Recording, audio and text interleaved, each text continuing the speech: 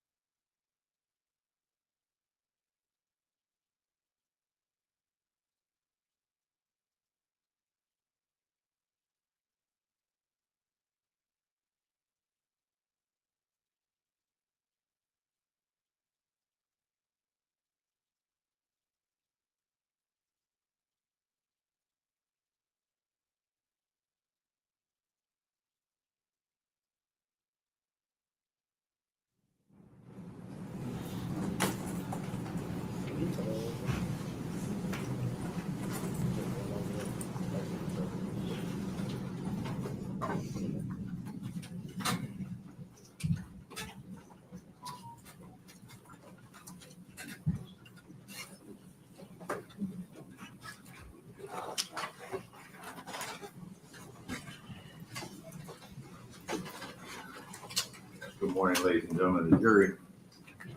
Welcome back to our somewhat cold courtroom. We are going to get right back into things. We are now with the closing remarks for Mr. Haley.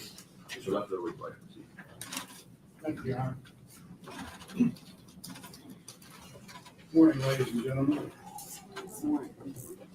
I guess if you think about how hot we were at one point and how cold we are now, if you average it out over time, we've been pretty comfortable. I promise I will not use logic like that in these closing remarks.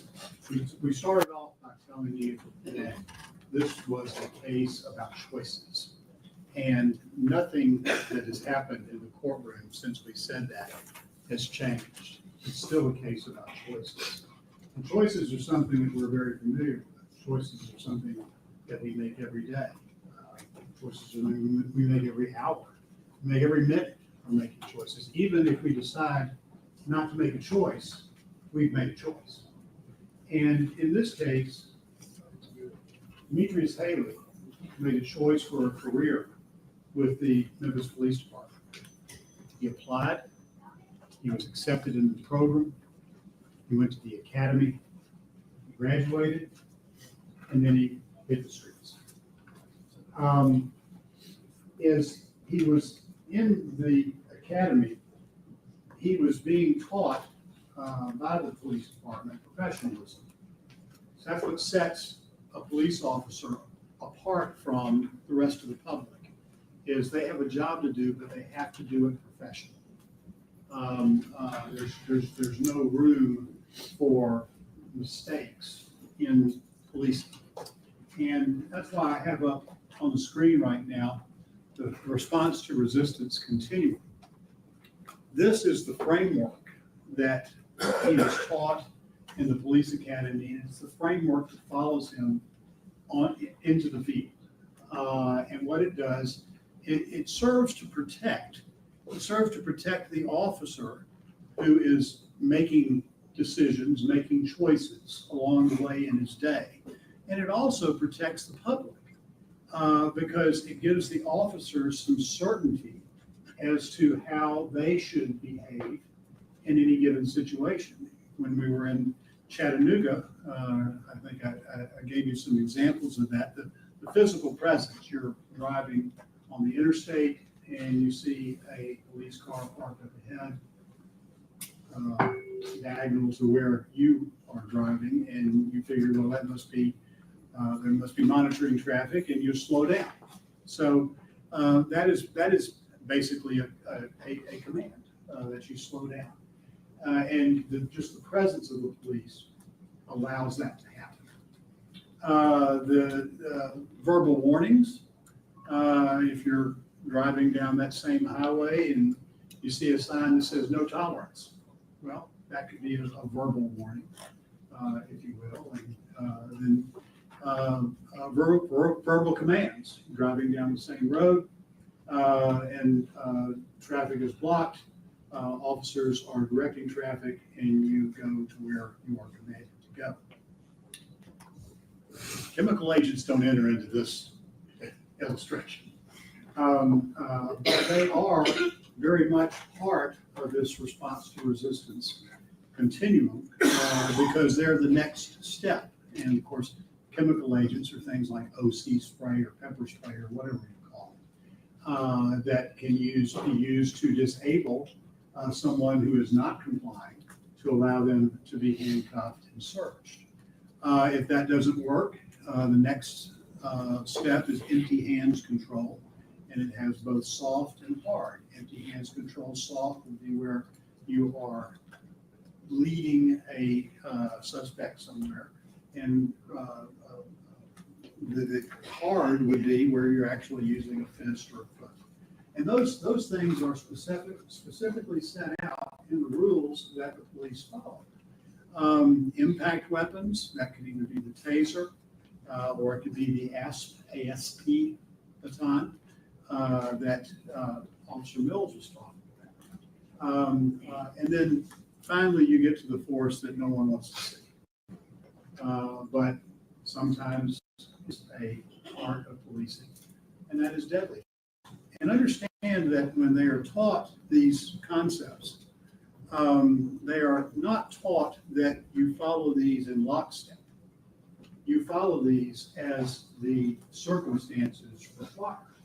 So you could go, and you'll see in a minute, an example of you could go all the way to deadly force to begin with, and then back off of it once you see that, once you get a better idea of what the situation is. We'll see that happen. But that's what he's taught when he was in the academy, and that's what he carried into the field with him, and that's what sets the level of professionalism. Sometimes in the jury instructions, you'll see the term standard of care. Well, this would be what they're referring to as the standard of care when you have to deal with that in the jury instructions. So Mr. Haley chose to go into the rather dangerous, or relatively dangerous area of the Scorpion team. The Scorpion team had a specific purpose, and that was to use data to figure out what precincts you're seeing most crime in, and then flooding that zone for a period of time, and getting crime under management there. And then if the crime changes location, the Scorpion team changes location. But every day, they are going into the most crime-infested areas of Memphis, and they are dealing with some of the most dangerous criminals on our streets. And they're doing it professionally.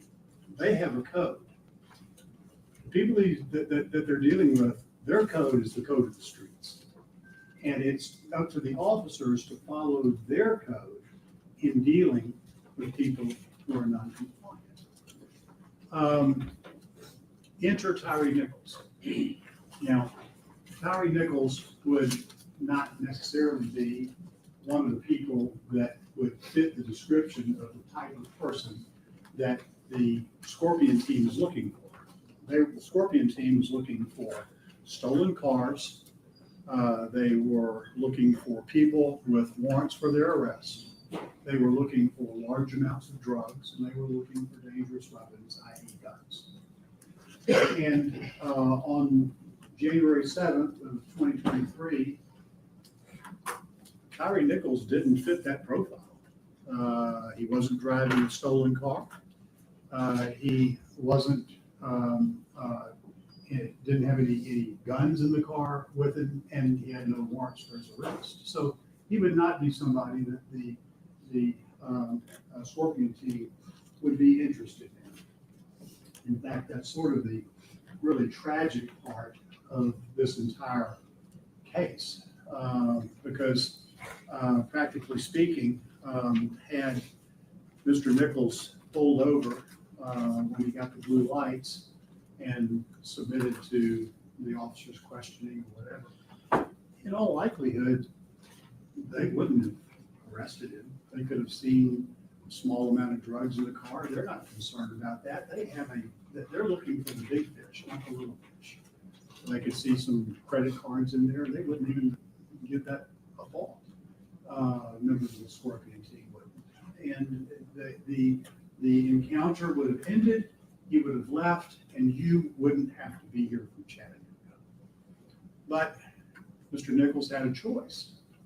He had a choice to do what law-abiding citizens do, and that is to pull over and talk to the police, or to speed up. And tragically, he chose to speed up. Now, the Scorpion team didn't know Tyre Nichols. They never heard of him. He's never come across their radar as far as anybody can tell. The car he was driving apparently wasn't a car that had been used in other crimes that the officers may have recognized. So what was it that brought them together, the Scorpion team and Tyre Nichols? Well, one of the things the Scorpion team is good at is following clues. And whether Mr. Nichols meant to or not, he was giving off clues that brought up the antenna of the Scorpion team. First of all, when the blue light started flashing, he didn't pull over. In fact, not only did he not pull over, he sped up. And you can see on Officer Hemphill's speedometer how fast Officer Hemphill was having to go to try to catch up with him. He sped up, and he did something that the Scorpion team was really bewildered, because people run from the police in Memphis all the time because they know there's a no chase policy, and the police have come to accept that. And they say, well, that one got away. I can't chase, puts too many people in danger. So the police, that's not foreign to them, having somebody run away from them and never catching them. But what is foreign to them is having someone run away from them and then stop at a red light. That's weird. That's suspicious to them. And then when they saw the car at the red light, it had tinted windows, they couldn't see in it. So their antennae were up. And I want to take a look for a moment.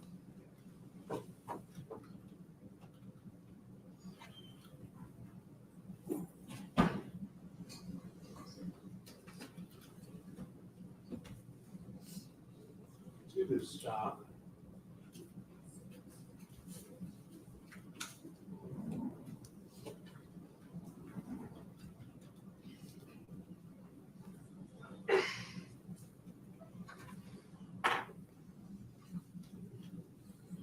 And as I have gotten older, when people come to me and they're upset about something, and I found the best way to deal with that is to say, whoa, just slow down.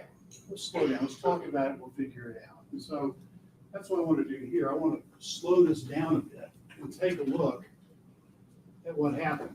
This is Officer Hemphill's body-worn camera.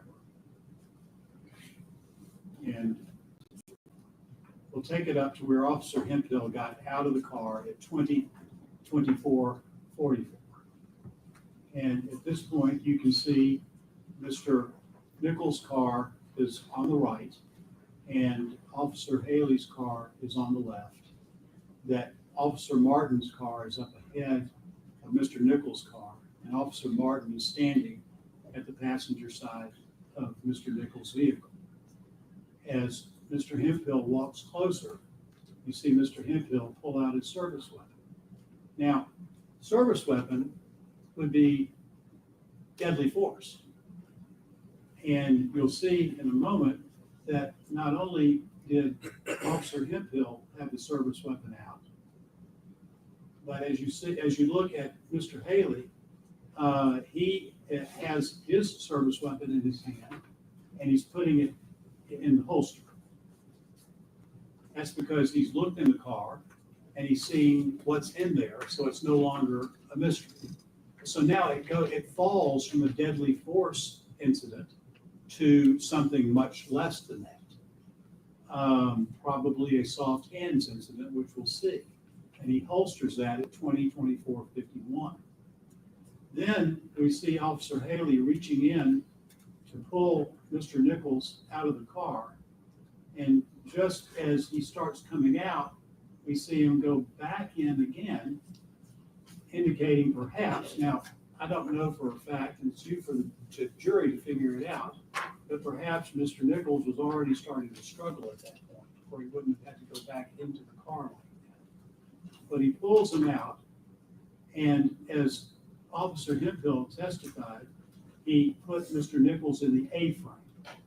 Now, remember what the A-frame is. The A-frame is the hinge of the driver's side of the car. And it's a good place to put a suspect when you're trying to handcuff them because they can't go anywhere. And you can see at 20:24:56, the back of Mr. Haley, and then the face of Mr. Nichols. And you can't really tell on Mr. Nichols whether he's turning his head to look at Mr. Haley or whether he's facing Mr. Haley. But we do remember Officer Hemphill's testimony that as he got up closer, he could see Mr. Nichols he spun around and faced Mr. Haley. Well, at that point, Officer Haley is unable to get him cuffed if he's facing Officer Haley. And so Officer Hemphill comes to help Officer Haley. And then there's some grappling that goes on, and it's hard to tell from the camera exactly what's going on, but you can see where they remove Mr. Nichols from the car, and Mr. Nichols is standing there, Officer Hemphill holding with one hand, another officer on the other side holding him, and Mr. Nichols is not in a position with his arms behind his back. as we go forward, he moves over and turns toward the officers. And at that point, we don't know for sure at what point Officer Hemphill heard Officer Martin say, "Get your hand off my gun," but it would have to have been around in this area somewhere. Because shortly after we're looking at this, we see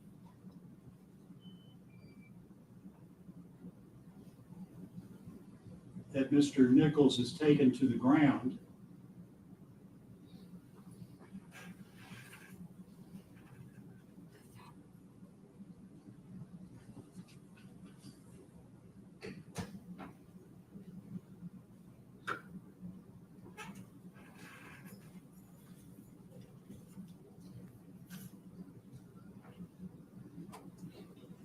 And at 20:25:20, we see that he's clearly sitting on the ground. He has his left leg extended out in what we have referred to previously as the bladed position. Officer Hemphill's hand is on his shoulder, and Officer Haley and Martin are standing in front of him. All three officers are telling him, "Get on your stomach, get on your stomach." But we can see at 20:25:21 that Mr. Nichols is debating with them about that. You may recall Mr. Nichols saying, "Okay, okay, okay," but he was doing that with his voice, but he wasn't doing okay with his body. He was not complying with their demands. And here he is still in the bladed position, arguing with them about it at 20:25:21. At this point, they push him to the ground, Officer Hemphill does, and holding on to Mr. Nichols' left hand would be Officer Martin, and Officer Haley is on the other side of Officer Martin. Officer Haley then approaches Mr. Nichols at 20:25:26 and eventually grabs Mr. Nichols' right hand to try to get his right hand behind his back. However, and you can see him get the right hand at 20:25:30. However, it's impossible to get the right hand behind the back when he's leaning on the right arm.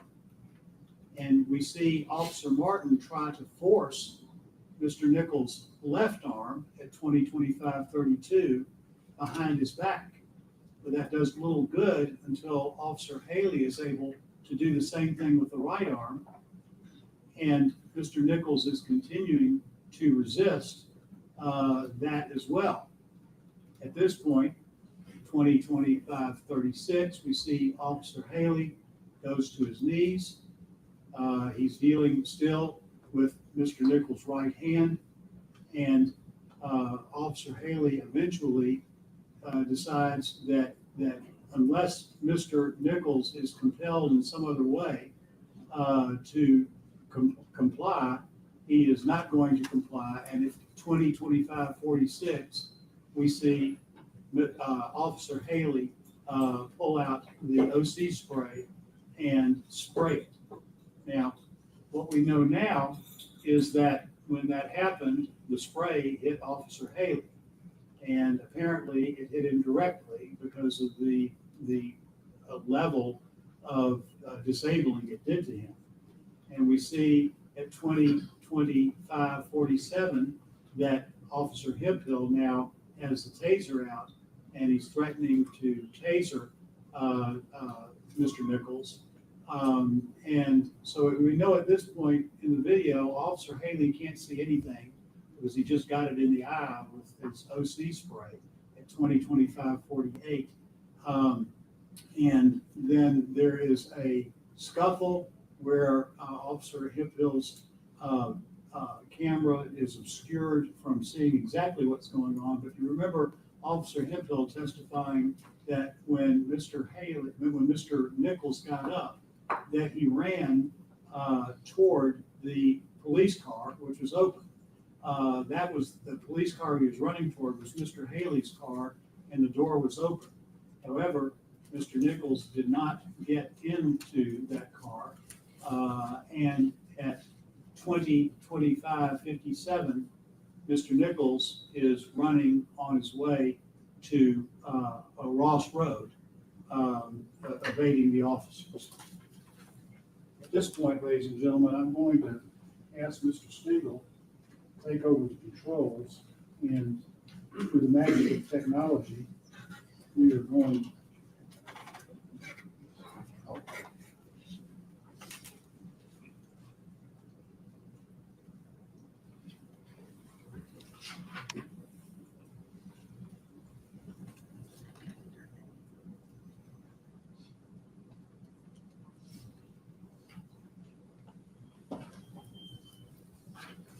Through the magic of technology, Mr. Stegall is going to help us be in two places at one time. So go ahead and start playing that at 20:25:57.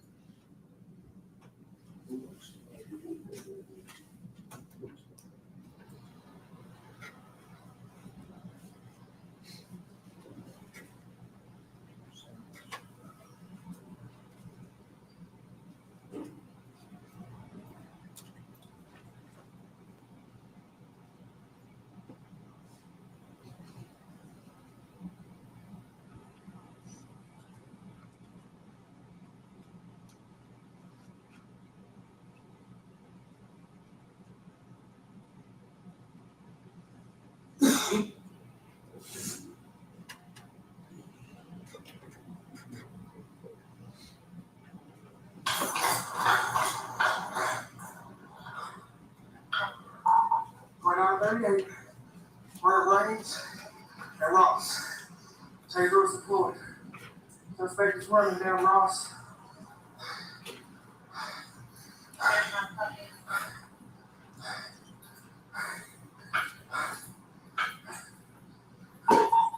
Young male black, slim build, blue jeans, and a hoodie.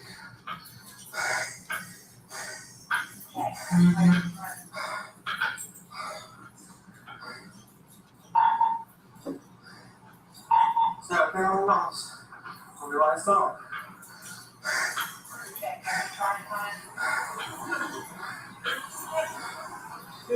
Hold up.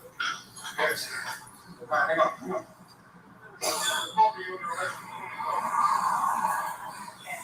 Ready? All right, just straight. One of the problems with the match is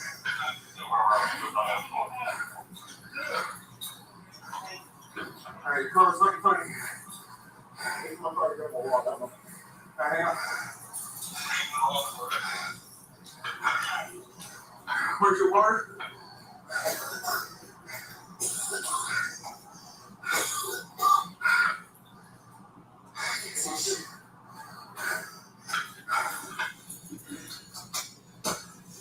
Okay, I got you. Get one, get. Ready. Negative 29.38. Where are my damn glasses?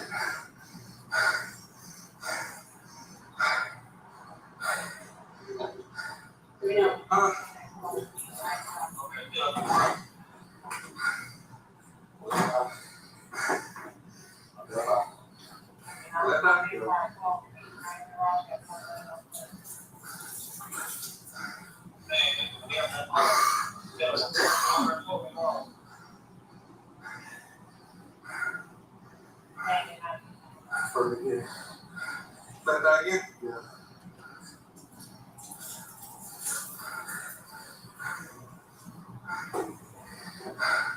I can't suggest shit. My glasses when he was fighting me.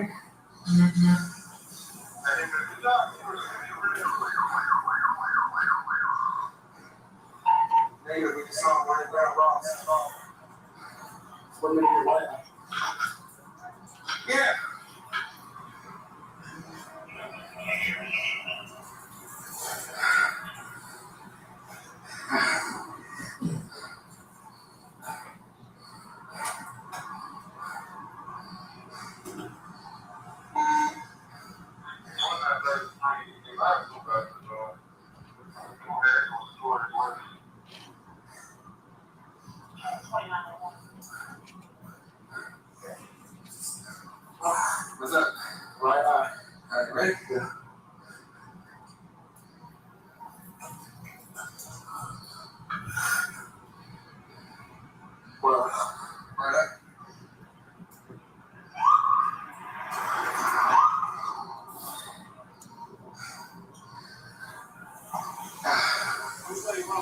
That way.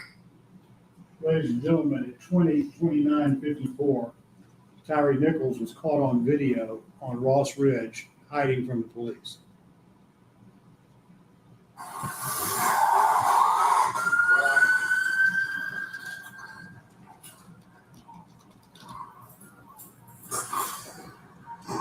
Okay, I gotta find my glasses and get this damn taser downloaded.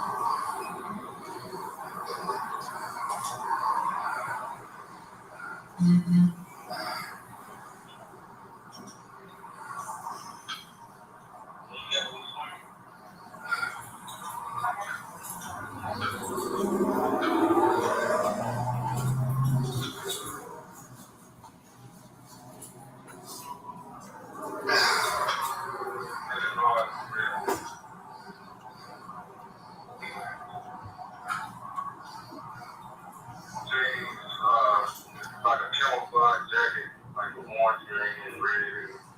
Gonna be wild here, swim here.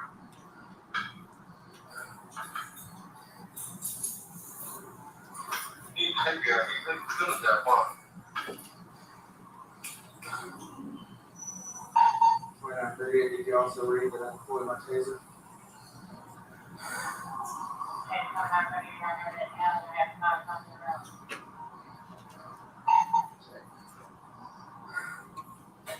Well, that one, yeah, you could go, yeah. Yeah, I'm gonna practice it.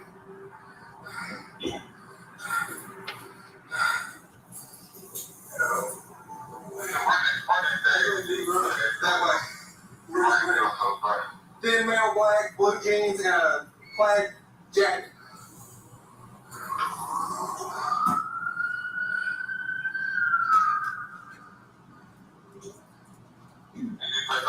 I gave the tag on here, Ladies and gentlemen, at 20:32:22, Officer Bean has now spotted Mr. Nichols and has begun chasing.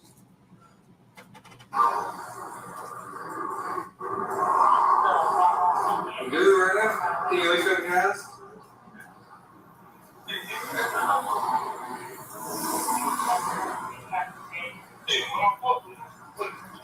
You feeling rough? At 20:32:41, Officer Bean is able to catch Mr. Nichols and tackle him.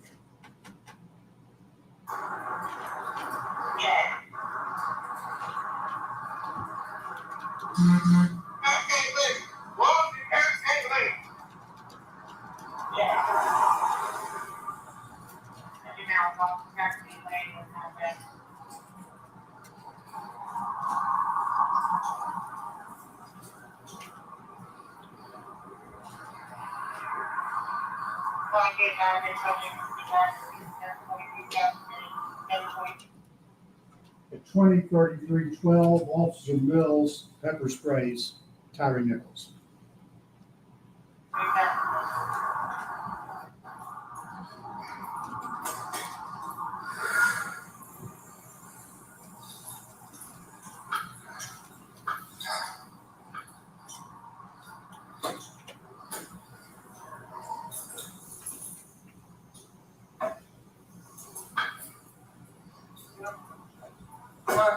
Martin and all them are over there chasing him.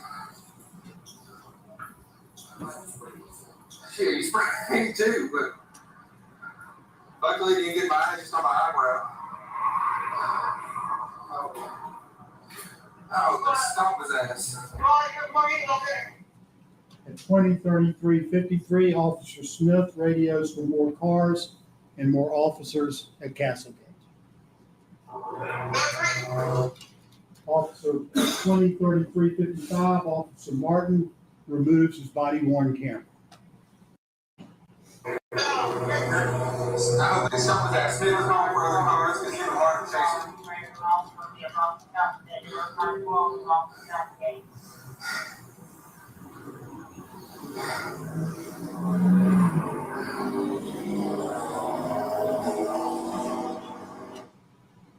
At 20:34:14, Officer Martin delivers his first kick to the head of Tyre Nichols.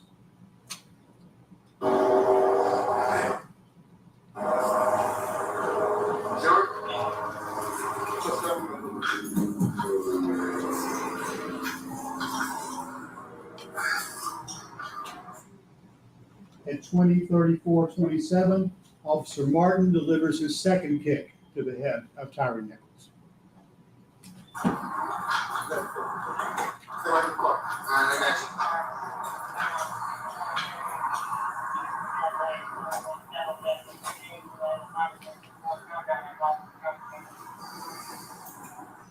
As you can see, at 20:34:41, Officer Haley leaves Ross and Rains and is on his way to Castlegate.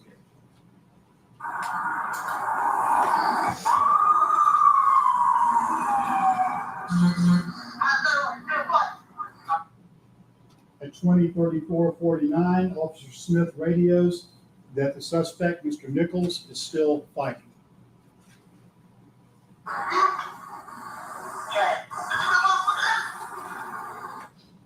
At 20:34:54 at Castlegate, Officer Mills opens his ASP baton.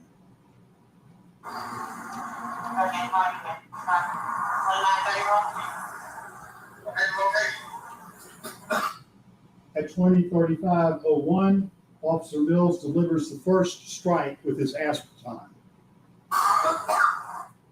1 second later, at 20:35:02, Officer Mills delivers his second strike with the ASP baton. 3 seconds after that, at Castlegate, Officer Mills delivers his third strike with the ASP baton.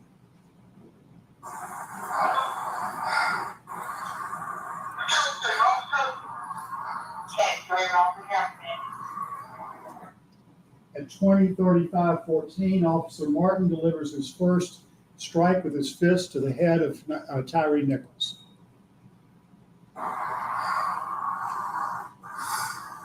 3 seconds later, at 20:35:17, Officer Martin delivers his second fist strike to the head of Tyre Nichols.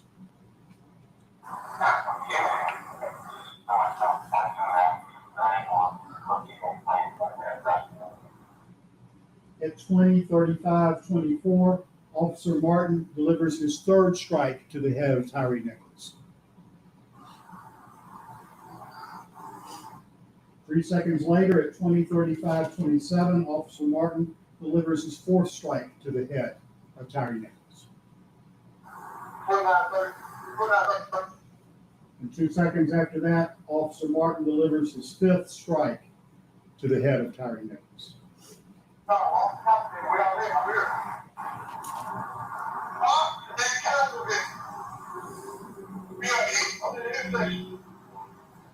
At 20:35:32, Officer Haley radios and asks where they are located. Officer Mills gets on and responds that where they are at Castlegate.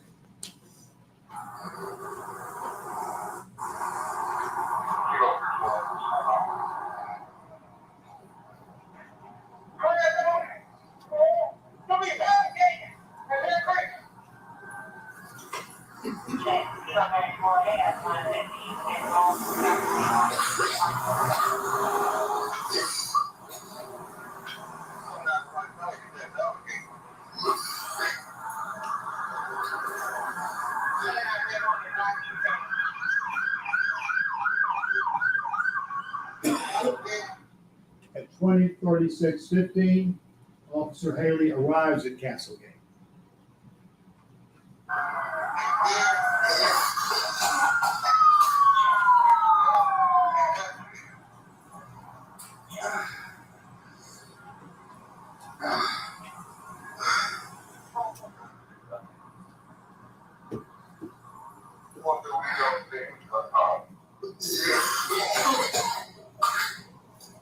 At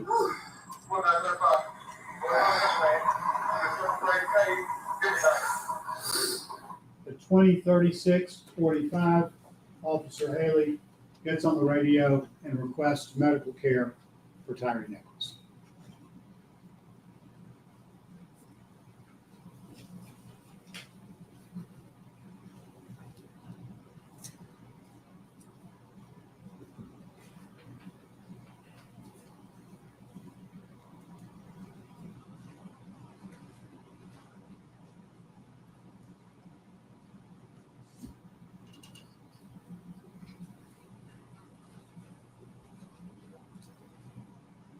Ladies and gentlemen, I want to talk for a little bit about what happened once Officer Haley gets on the scene at Castlegate. Recall that what Officer Haley knows at that point is the following. He knows that there was a traffic stop at Ross and Raines. He knows that at the traffic stop, Tyre Nichols resisted. He knows that Tyre Nichols would not cooperate by putting his hands behind his back. He knows that he had to apply OC spray to Tyre Nichols and himself in the process. He knows that he has very limited vision, and he unsuccessfully chases Tyre Nichols a bit of the way up Ross Road, even though he couldn't see. He knows that Nichols got away uncuffed and unsearched. He spent time trying to regain his vision by washing his eyes out with water. He drove to Castlegate. Once he arrived at Castlegate, he saw officers still struggling with Nichols. He saw Nichols' right hand was still uncuffed, and it was turtled under his chest. He saw that Nichols, he decided to kick Nichols' right bicep to release his right hand. He warns as he's running up using verbal judo, and we're going to talk a little bit more about that, where he yells, "Beat that man's ass." He delivers the kick, and then approximately 31 seconds later, Mr. Nichols is in. The yelling of "beat that man's ass" has to be put in proper context.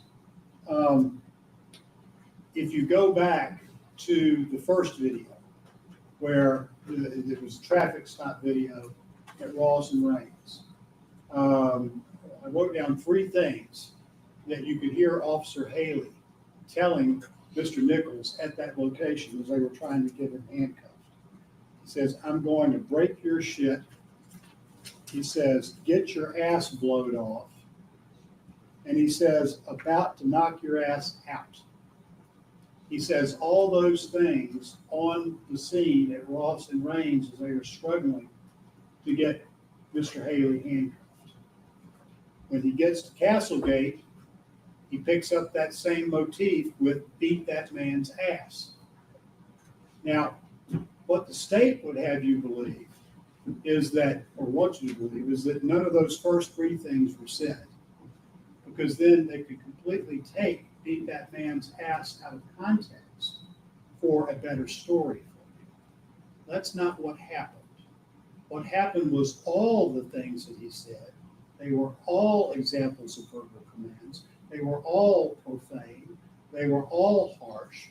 And they were all intended to do the same thing, and that is to be verbal commands under that step of the use of force continuum.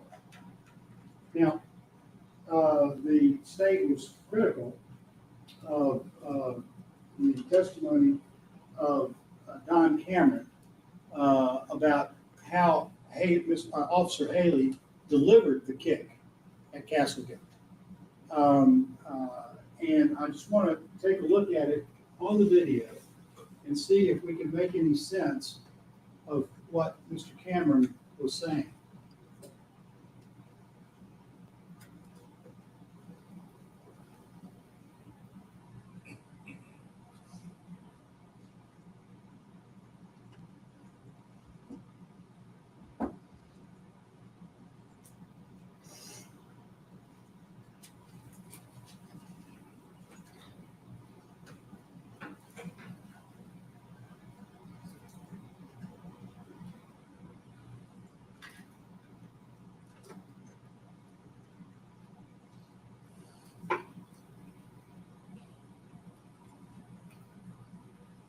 So at 20:36:15, we can see from the right hand of the screen, Officer Haley coming onto the scene.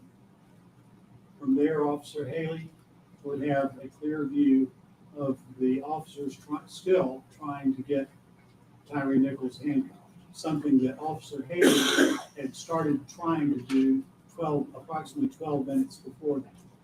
He sees that he's still uncuffed, and he sees what the situation is with Tyre Nichols' right bicep. He continues to the body. He stops, he looks, and then he kicks. I'll back that up and show that again.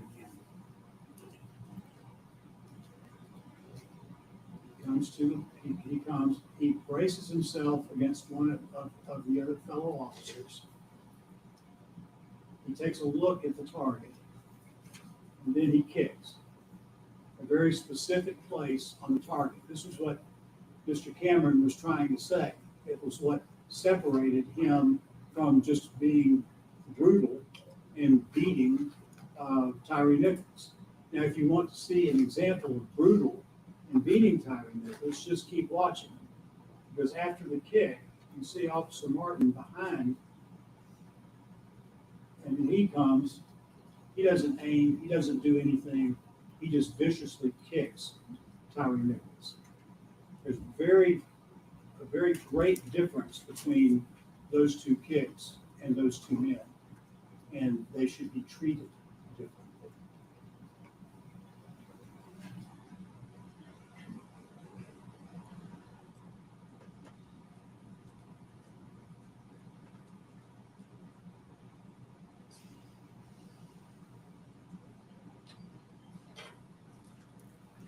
In a bit, you're going to be going back to the jury deliberation room, and you're going to have the judge's instructions on each of these offenses that Officer Haley is charged with.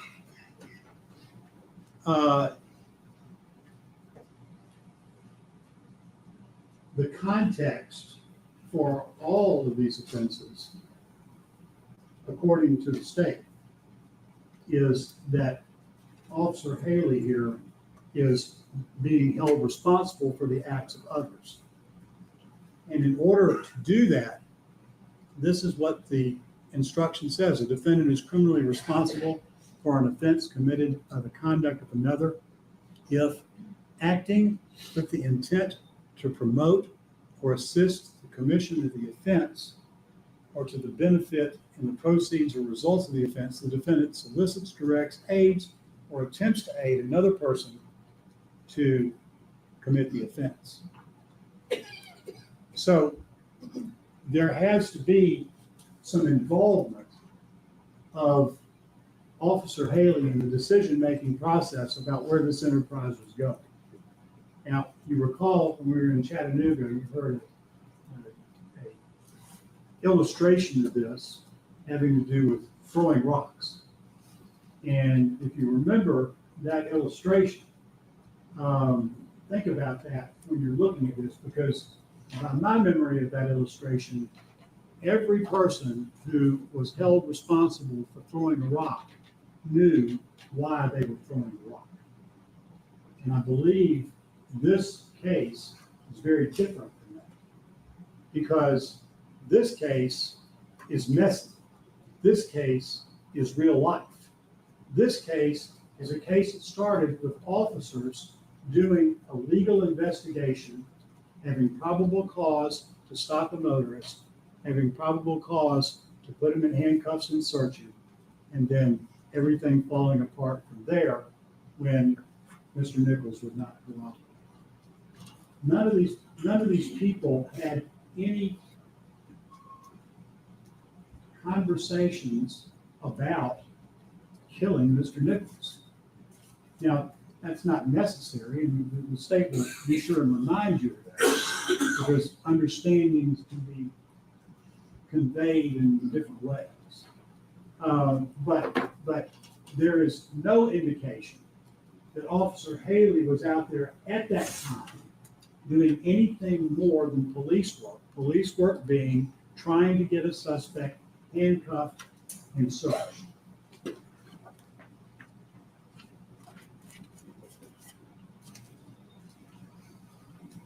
With regard to the criminal responsibility of others, it depends on Officer Haley's intent.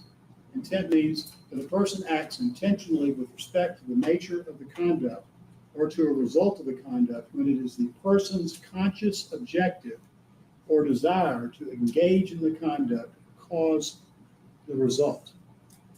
Now, Officer Haley was involved in the conduct of trying to handcuff a suspect. There is no evidence that Officer Haley was involved in the conduct that would ultimately, through criminal intent, lead to the death of Tyre Nichols. Another thing that you're going to see in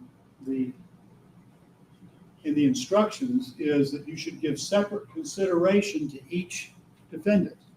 You're going to have 3 separate jury verdict forms, one for each of the officers. And these officers are all judged separately. They were all doing different things out there at that time. Some things may apply to one that doesn't apply to the other. You're not to group them all together. You are to, as you're discussing the case, look at each officer separately. Second-degree murder. The defendant unlawfully killed the alleged victim. They're saying that Officer Haley unlawfully killed Tyre Nichols and acted knowingly. Let's take a look at knowingly. Knowingly means that a person acts with an awareness of that his conduct is reasonably certain to cause the death of the alleged victim. Reasonably certain. The only thing Officer Haley was reasonably certain about was, in one way or another, he was going to get Mr. Nichols handcuffed and handcuffed within the bounds of the response to resistance continuum. That was his safety. That was his safe umbrella. As long as he remained in those bounds, he was safe. The requirement of knowingly is also established. It's shown that Officer Haley acted intentionally. Intentionally means the person acts intentionally when it's the person's conscious objective or desire to cause the death of the alleged victim. There is absolutely no evidence that his intent was to cause the death of Tyre Nichols. He made one contact with Tyre Nichols, or 2 contacts. The first contact was soft hands, trying to get him out of the car and in handcuffs. Second contact, 3 contacts. Actually, second contact was chemical agent, because Tyre Nichols was not cooperating and we needed to disable him so that we could get him handcuffed and then start pouring water on his face. And then the third one was hard hands, and that was the foot to the shoulder. That was the only thing that you could conclude that was the intent of Officer Haley. Voluntary manslaughter. Officer Haley unlawfully killed the alleged victim, Tyre Nichols, and that Officer Haley acted intentionally or knowingly. Now we're back there to intentionally and knowingly. We don't need to go over that again because we've already talked about it. It means he had a conscious desire to act in a way that would result in the death of Tyre Nichols and the original. Aggravated assault resulting in death. That Officer Haley intentionally or knowingly caused bodily injury to Tyre Nichols, and the act resulted in the death of another. Dr. Turner told you that the sole cause of the death of Tyre Nichols was blunt force trauma to the head. There was no point at which Officer Haley delivered any blunt force trauma to the head of Tyre Nichols. He did kick Tyre Nichols in the shoulder, and Officer Turner testified that had no bearing whatsoever on Mr. Nichols' death. Reckless homicide, that the defendant killed the alleged victim, Tyre Nichols, and the defendant acted recklessly. Well, here's where we go back to our response to resistance continuum. It cannot be reckless if it is within the scope of the objective bounds that the Memphis Police Department sets out for its officers. Recklessly means that a person acts recklessly with respect to circumstances surrounding the conduct or the result of the conduct when the person is aware but consciously disregards a substantial and unjustifiable risk that the alleged victim will be killed. Had Officer Haley gone outside the bounds of the response to resistance continuum, then he may be considered to be acting recklessly. However, he did not. At no point did he go outside of those bounds. He stayed safely in them. It says the risk must be of such a nature and degree that its disregard constitutes a gross deviation from the standard of care that an ordinary person would exercise under all the circumstances the accused person, that's Officer Haley's standard.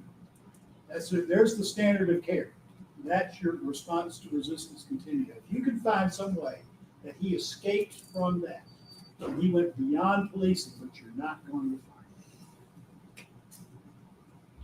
Criminally negligent homicide.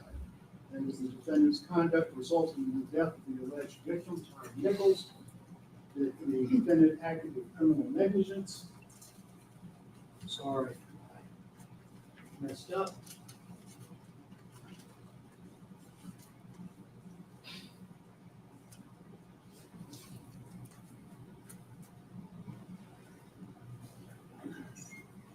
That the defendant furnished substantial assistance to the person in the commission of criminally negligent homicide, and that the defendant furnished such assistance knowingly.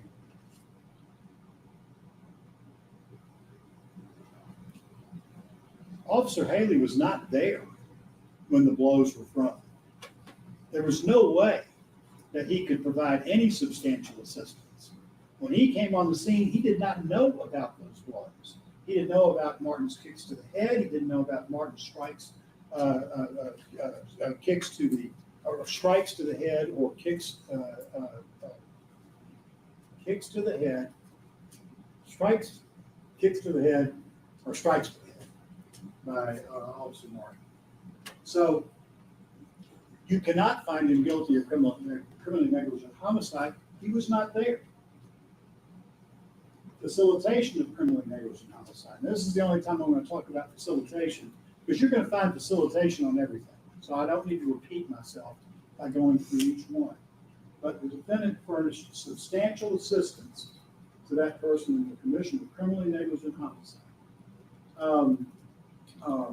And he must be providing substantial assistance to be responsible for that act by somebody else. If there was no substantial assistance, he wasn't there.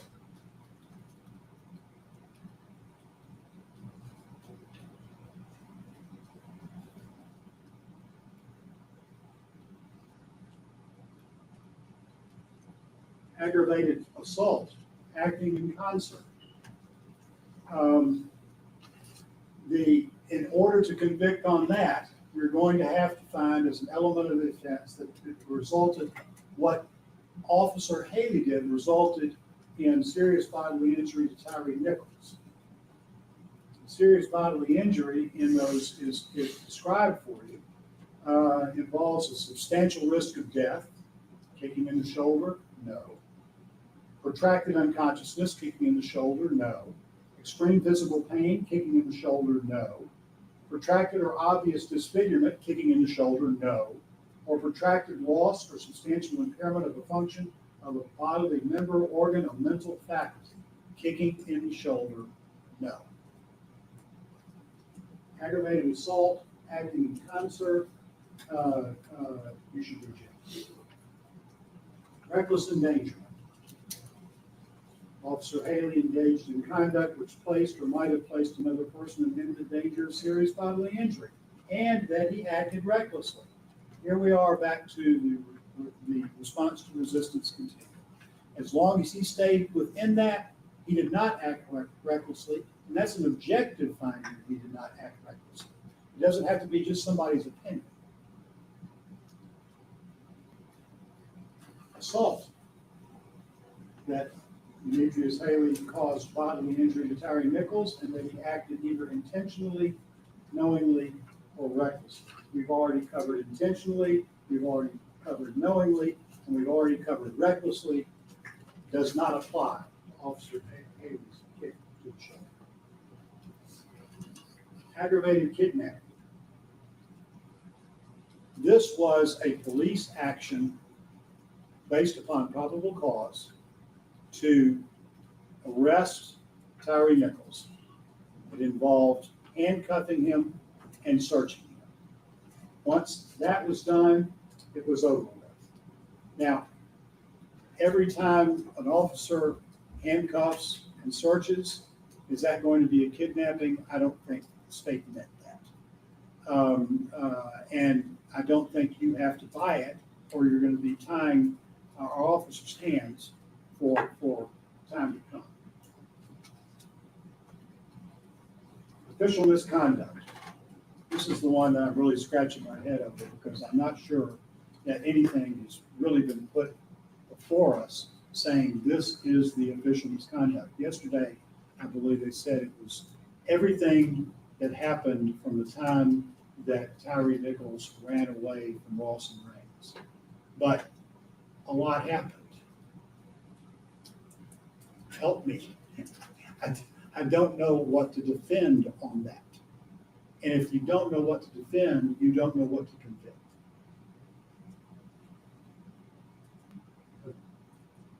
Reject that. Official misconduct, unauthorized exercise of official power. It's not unauthorized if it's set out in the response to resistance continuum and he stays within that framework. Reject that. Official misconduct, refraining from performing a duty.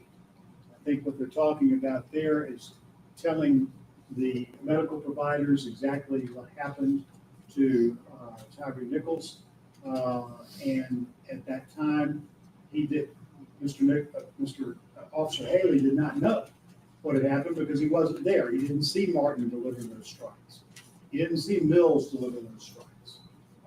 So he would have no way of being able to be accused of not performing something that he was physically impossible for him to perform.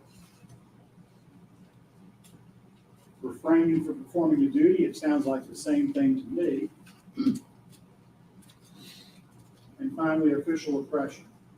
The defendant was a public servant acting under color of office or employment, of course, and that the defendant intentionally subjected another to mistreatment or to arrest, detention, stop, frisk, halt, search, seizure, or disposition that the defendant knew was unlawful.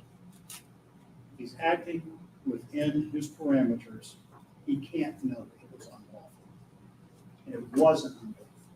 And he shouldn't be convicted of it. Go back to deliberate. Find him not guilty on all these charges because nothing applies to the facts of this case. All right, ladies and gentlemen of the jury, so we don't have any interruptions. Is there anyone that needs a break at this time? We're going to take a brief recess. Motion recess.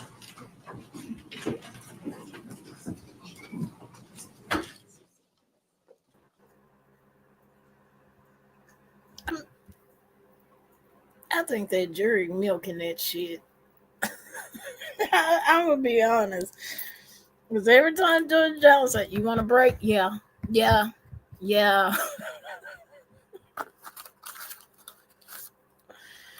Oh Lord. Loeffler gave a lackluster closing argument. I will say that.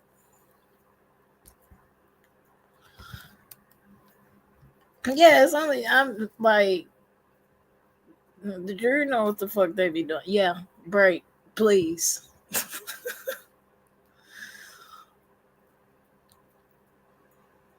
But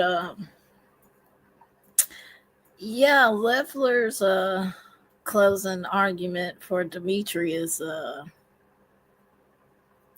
lackluster per se.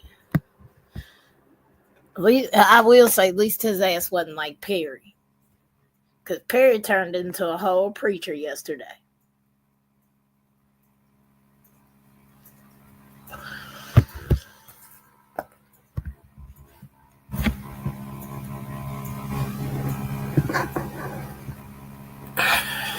I didn't like how Perry.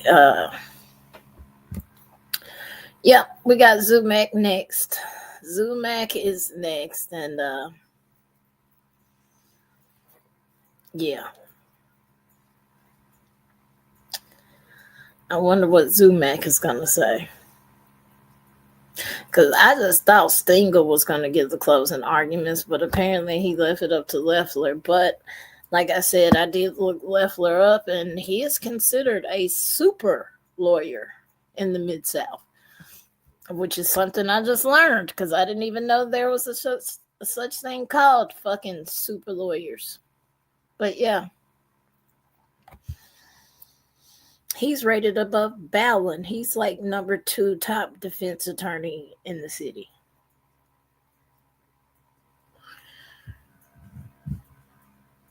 As far as Steve Leffler.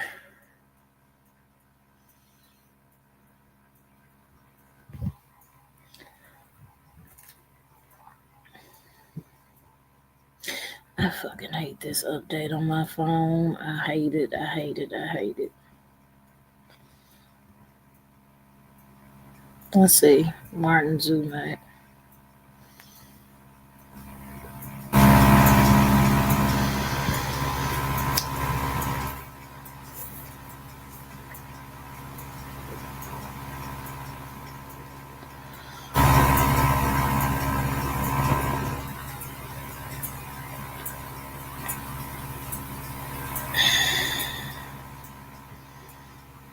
Huh?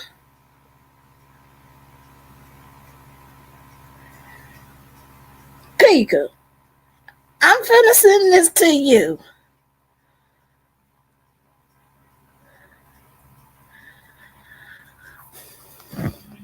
Yes, I fucking hate this update.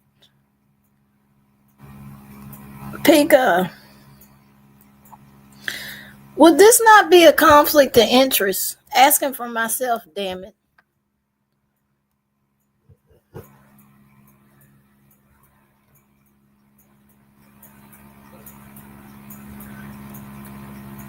Look, just look what I just sent you. Would that not be a conflict of interest?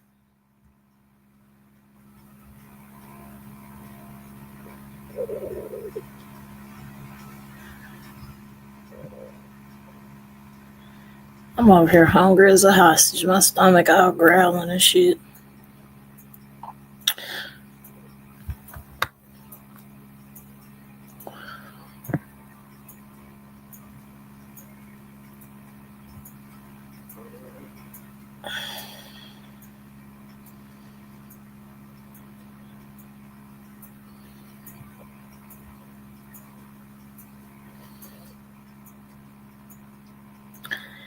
So what I just discovered is apparently Martin Zumac is a part of the Shelby County Trustee's Office. His title is Legislative Analyst. He was appointed in 2018. He was a formerly assistant county attorney and legal advisor to Shelby County Juvenile Court Clerk.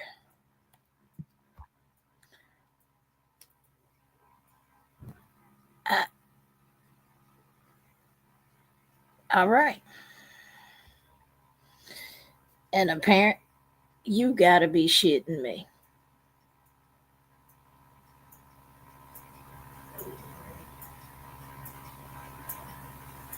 You have got to be shitting me.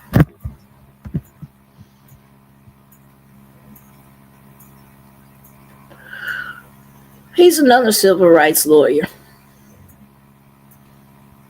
He's also able to practice in Mississippi as well. So him and Perry come from civil rights backgrounds.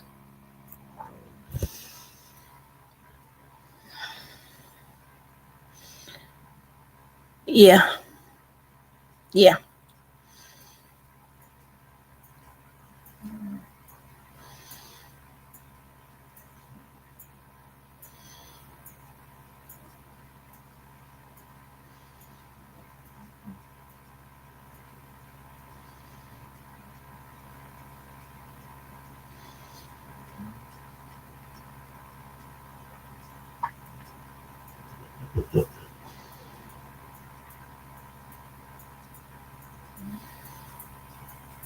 Hell, he's even eligible to practice in Texas.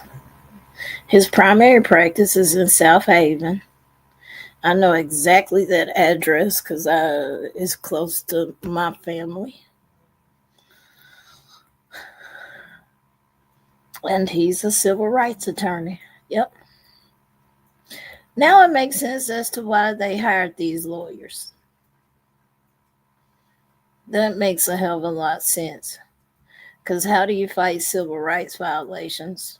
Well, you hire civil rights attorneys.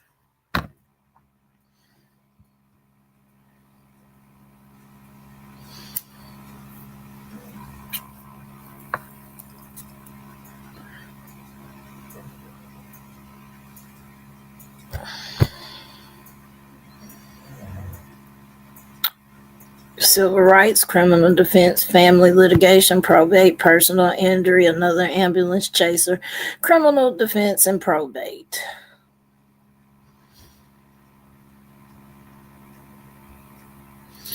Admission to he's able to practice in Arkansas, Mississippi, Tennessee, and Texas.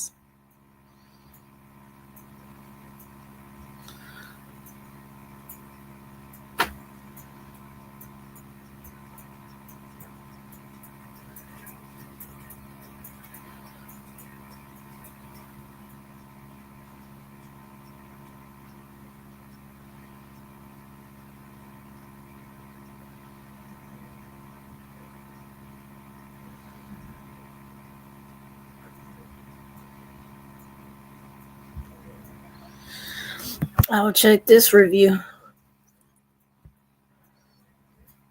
The shit you find on the internet. Listen to this. Mr. Zumak is a caring and careful attorney who is quite zealous in his representation of clients. Mr. Zumak regularly represents the indigent who have been turned away by less caring or more financially motivated attorneys. The level of caring for each client has obviously translated into dynamic success for both his clients and the benefit of his firm.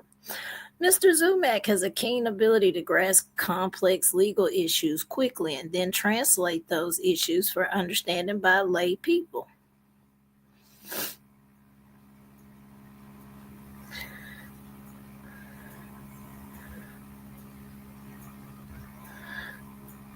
Martin Zumak is the epitome of professionalism and integrity. Oh, Lord, this person cannot spell. Hooked on phonics, y'all.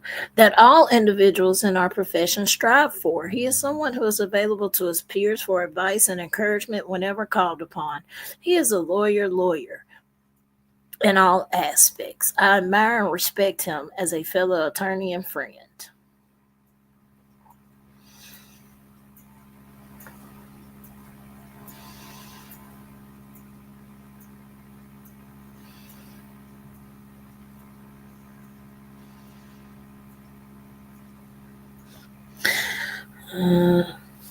And it was a damn lawyer that said that shit. I'm just saying. But I will say lawyers have never been known for their spelling. Ever. So just to put that out there. They got all the book sense and all the laws possible in their head, but when it comes to spelling, they don't know how to fucking spell. Shit.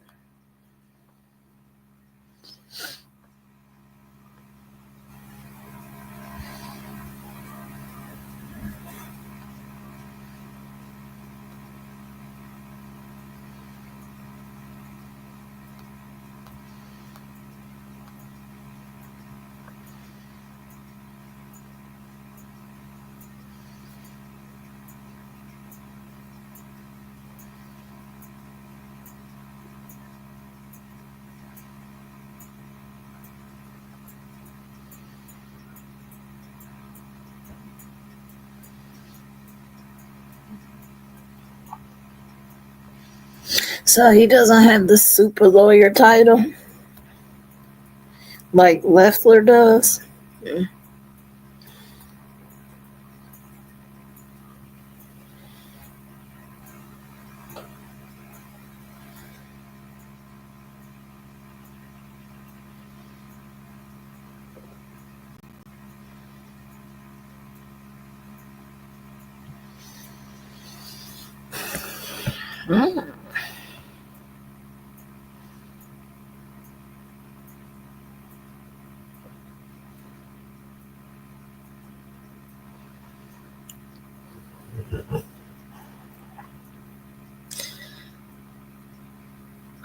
That's what lawyers do. They lie and misrepresent the truth.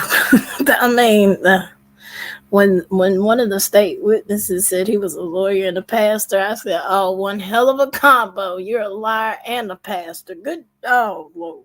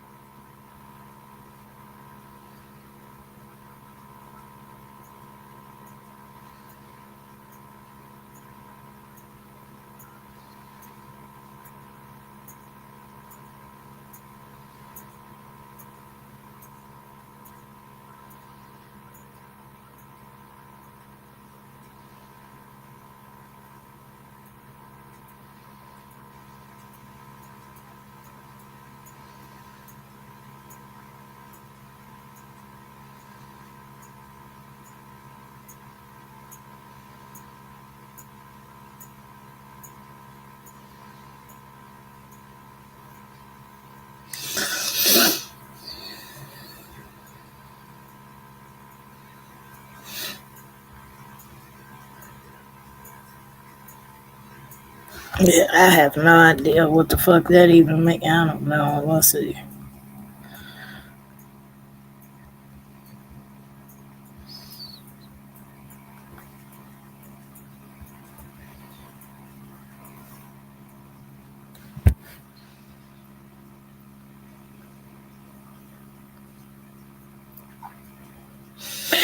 A super lawyer rating is a recognition given to attorneys in the U.S. who have attained a high degree of peer recognition and professional achievement in their respective fields. It is a selection process that includes independent research, peer nominations, and peer evaluations. Super lawyers designates awards to attorneys who are deemed to be among the top 5% of lawyers in their state, and the top 2.5% are also recognized as rising stars.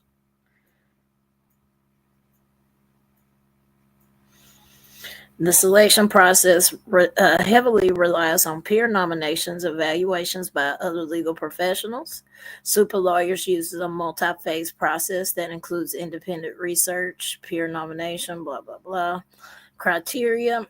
The selection process considers various factors, including verdicts and settlements, experience, client representation, published works, honors, and awards, as well as community involvement.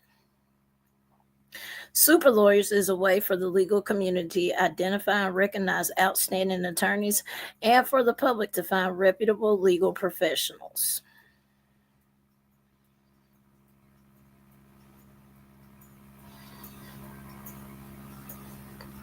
Zumac gonna run. Zumac gonna run his mouth. I'm just giving you a heads up. He gonna run his mouth. This is the same man that got mad at his own damn defense witness that he's buddies with because Special Agent Baker wouldn't go with his narrative.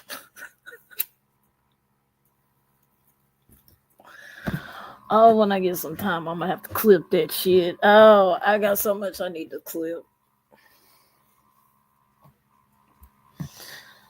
That one was funny.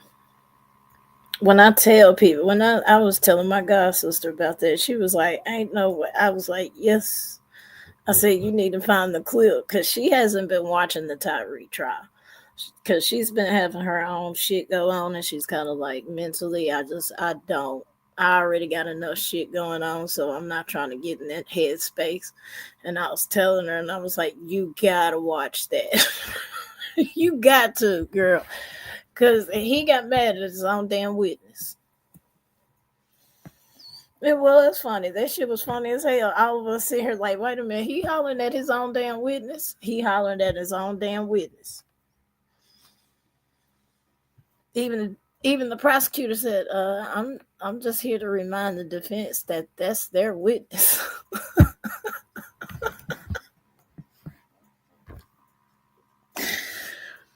Bro, you can't make this shit up.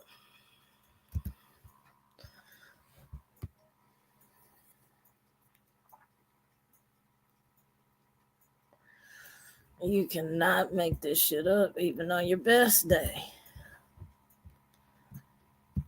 Even on your best day.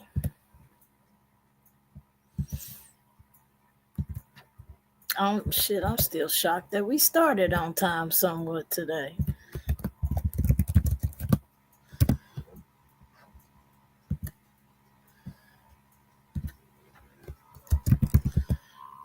I guess the judge is tired. I don't know.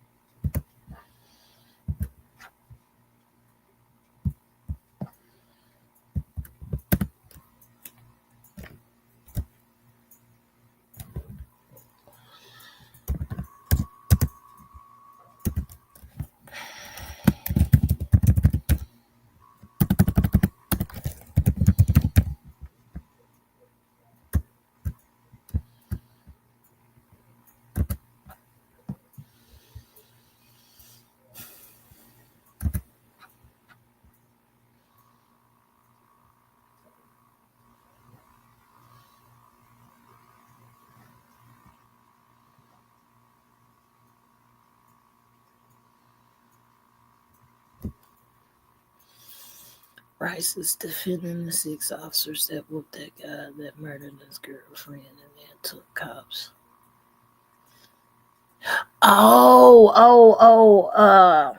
Fuck, I can't think of his name. But his uncle is rich. I know exactly who you're talking about. Because I covered it. I know exactly who you're talking about.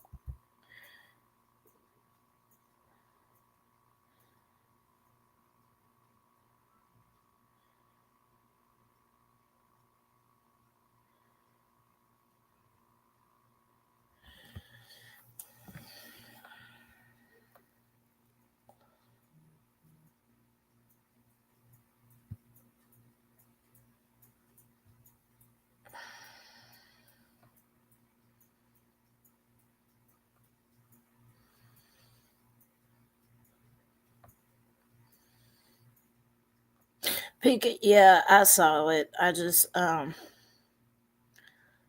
I'm horrible with names. I didn't want to assume it was somebody else, but thank you. I did see it. And I don't want to, dox them out, but I did see it. Thank you.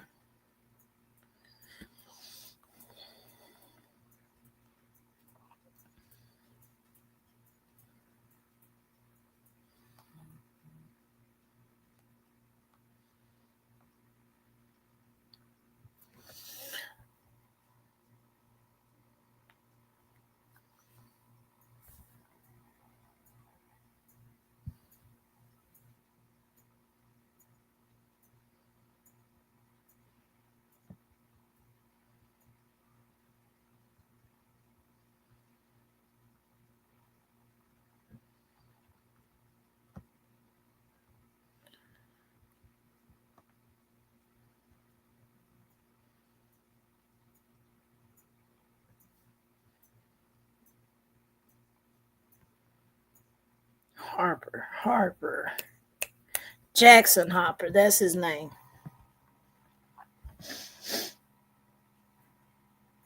But yeah, looking into his family tree and all of that shit, and his uncle has money because his uncle owns this shit ton of land out there in Kentucky. So they were able, I think they also tried to secure Ballin as well, if I'm not mistaken.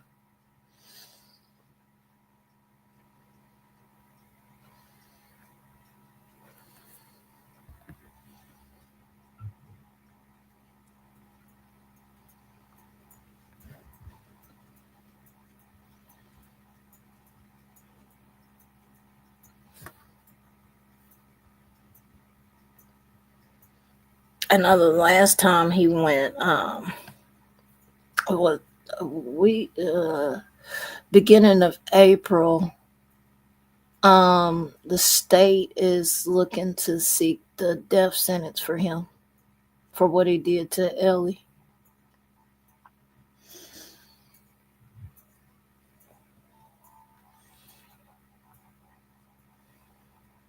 Which I agree with. I'm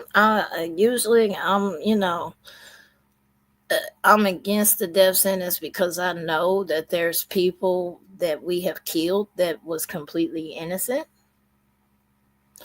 But in this case, no, his ass was dead to rights.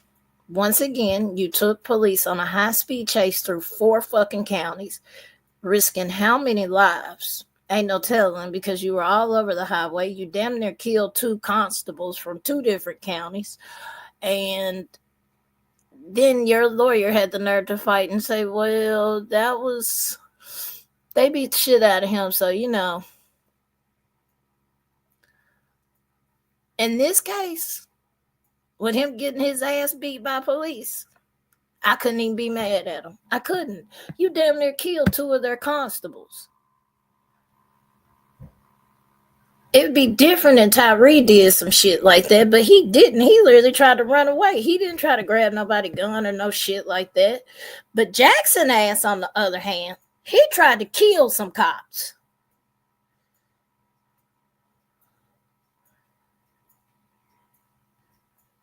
And not even mentioning the countless people that were on the roads that he was fucking whipping in and out of and trying to get away from police.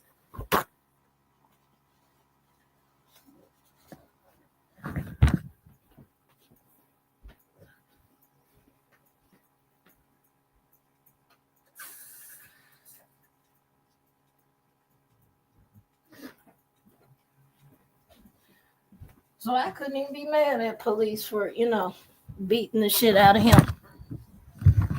I couldn't even be mad. And I said it. I'm being a hypocrite today. They beat the shit out of him and he deserved every bit of it. Killed that girl in broad daylight at a fucking cancer walk. Get the fuck out of here. All because she don't want to be with you no more. Because of that reason right there. Because your ass was abusive.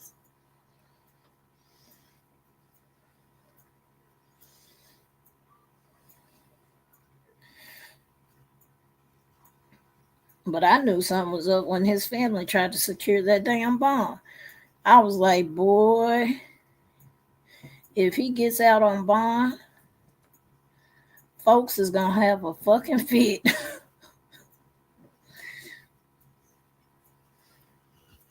Which thankfully he didn't.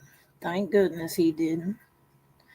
Now I wish they would do that for everybody else. If your ass is caught dead to rights on murdering somebody, your ass shouldn't get no bond. I don't give a damn what nobody say.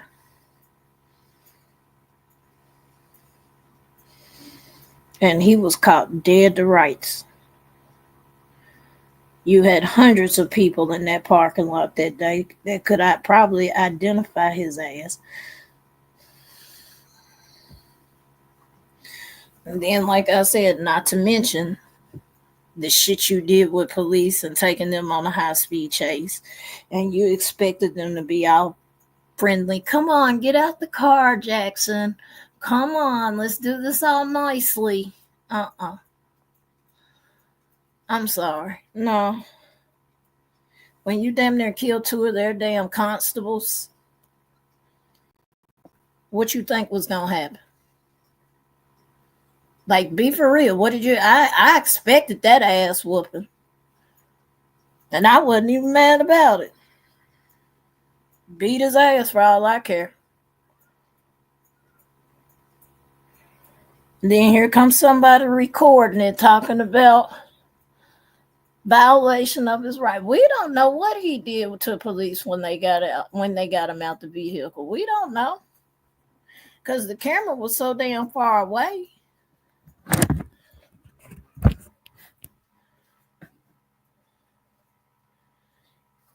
Hell no, you took him on a high-speed chase through 4 counties. And you thought they were just, come on, Jackson. Come on, buddy. We can talk this out. The fuck? No, sir.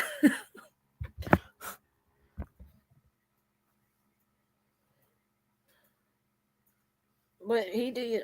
He did that dumbass shit. Now you got to pay for it. And, you know, I hope she gets justice, and I hope the family is satisfied with the justice they do get, because at the end of the day, what he did was wrong. All because she doesn't want to be with you.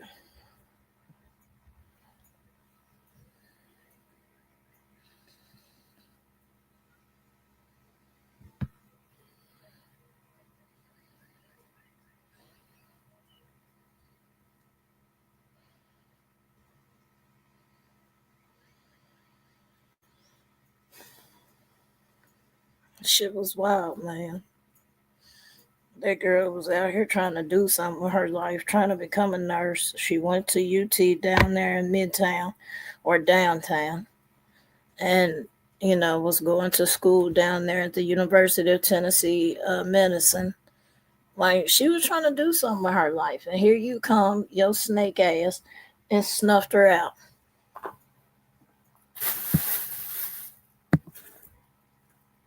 And we're supposed to feel sorry for you. I just can't. Fuck that.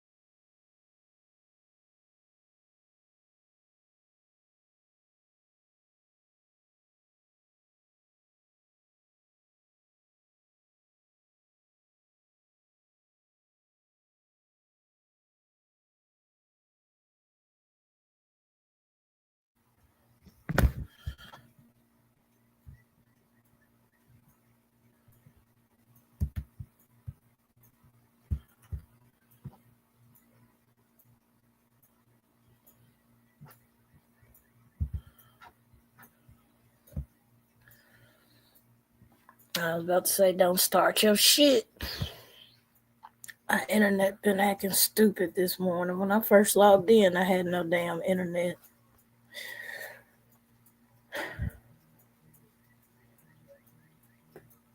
I don't know who you is. Leave a voicemail, and I don't answer for 800 no way. Oh, you want to be bold and call back, so I tell you what.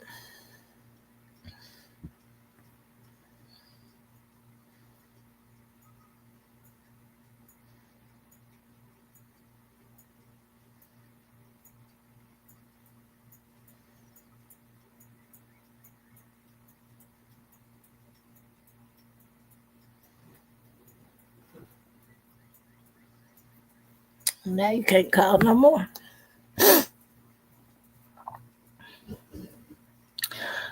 Yeah,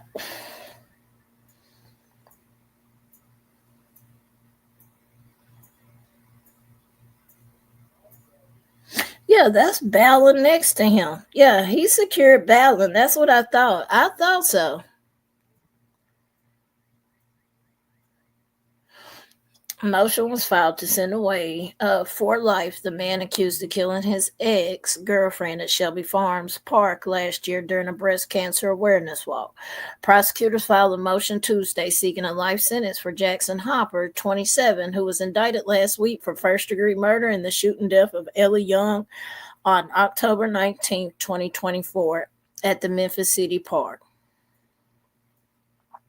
The state also filed a protective order in the case, but it was unknown what it is for. I got a feeling his parents was reaching out to her parents. Because if I remember correctly, Jackson's family, if I remember correctly, Jackson's family knew he was beating the shit out of Ellie. And her family had a conversation with them about it. And his own motherfucking mama, Jackson misses you and he loves you and yada yada. And she still stayed away. I guarantee they were trying to reach out to Ellie's parents.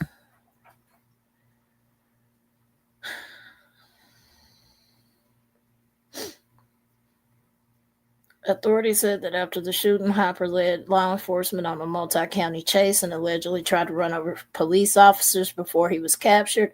6 officers in West Tennessee was indicted on various charges for beating Hopper during his arrest. Records show Tuesday that he is still being held at 201 Poplar without bail.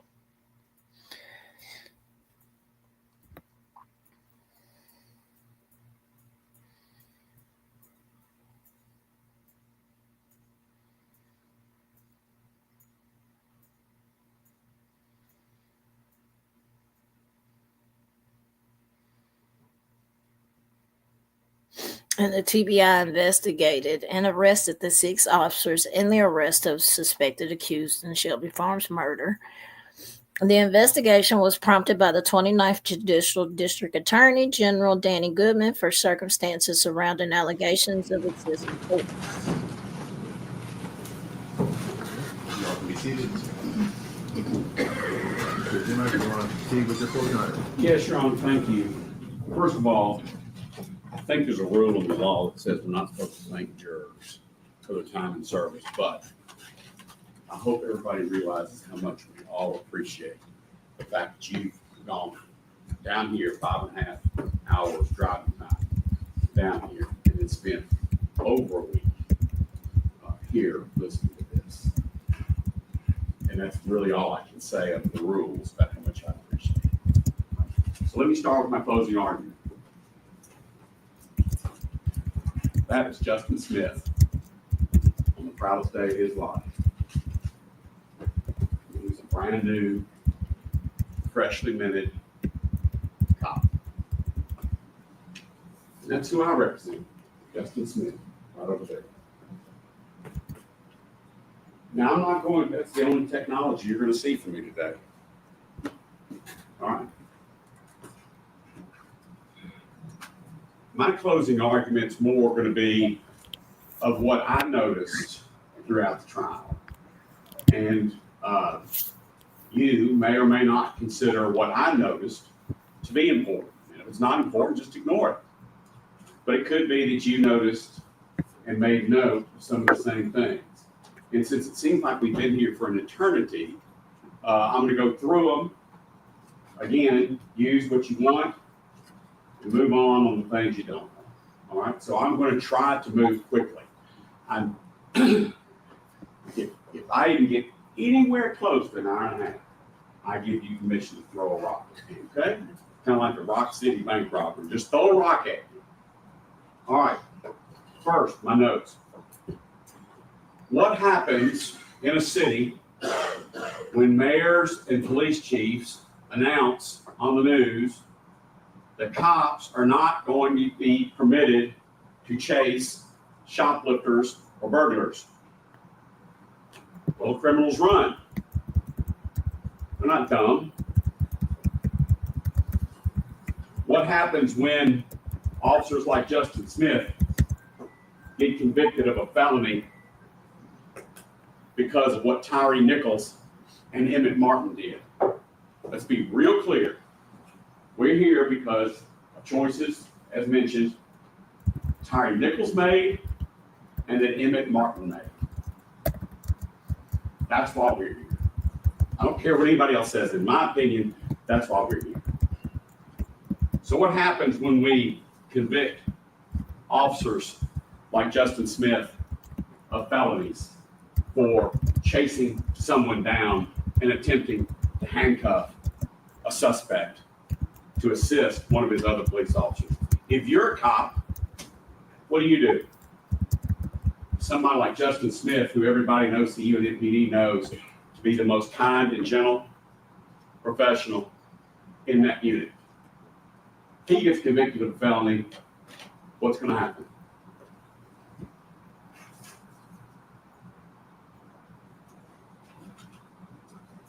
They're going to run. The cops are going to run. Cops are going to run to Chattanooga, be a cop in Chattanooga. They're going to run down to South Haven, Mississippi. They're going to run. And maybe if they left the streets to the politicians and the preachers and the parents to police the streets, maybe the city of Memphis might learn. Your Hamilton County Sheriff has on his website, I don't know if you know this or not, your Hamilton County Sheriff, who I met, says on his website, we chase cars. He has it on his official website. You think the criminals know that? You think the burglars know that? Shoplifters, carjackers, you think they know that? Your sheriff is going to chase cars. Just down the road, less than 10 miles from here, the DeSoto County Sheriff Thomas Tuggle. On his website, it says, we chase criminals, we chase cars. Don't bring your crime. It says, don't bring your crimes from Memphis down here. It's just literally 3 miles south of Memphis International Airport, DeSoto County, Mississippi. We chase cars, we chase criminals. You think they're down there shoplifting? You think they're down there breaking into 94 cars in one night?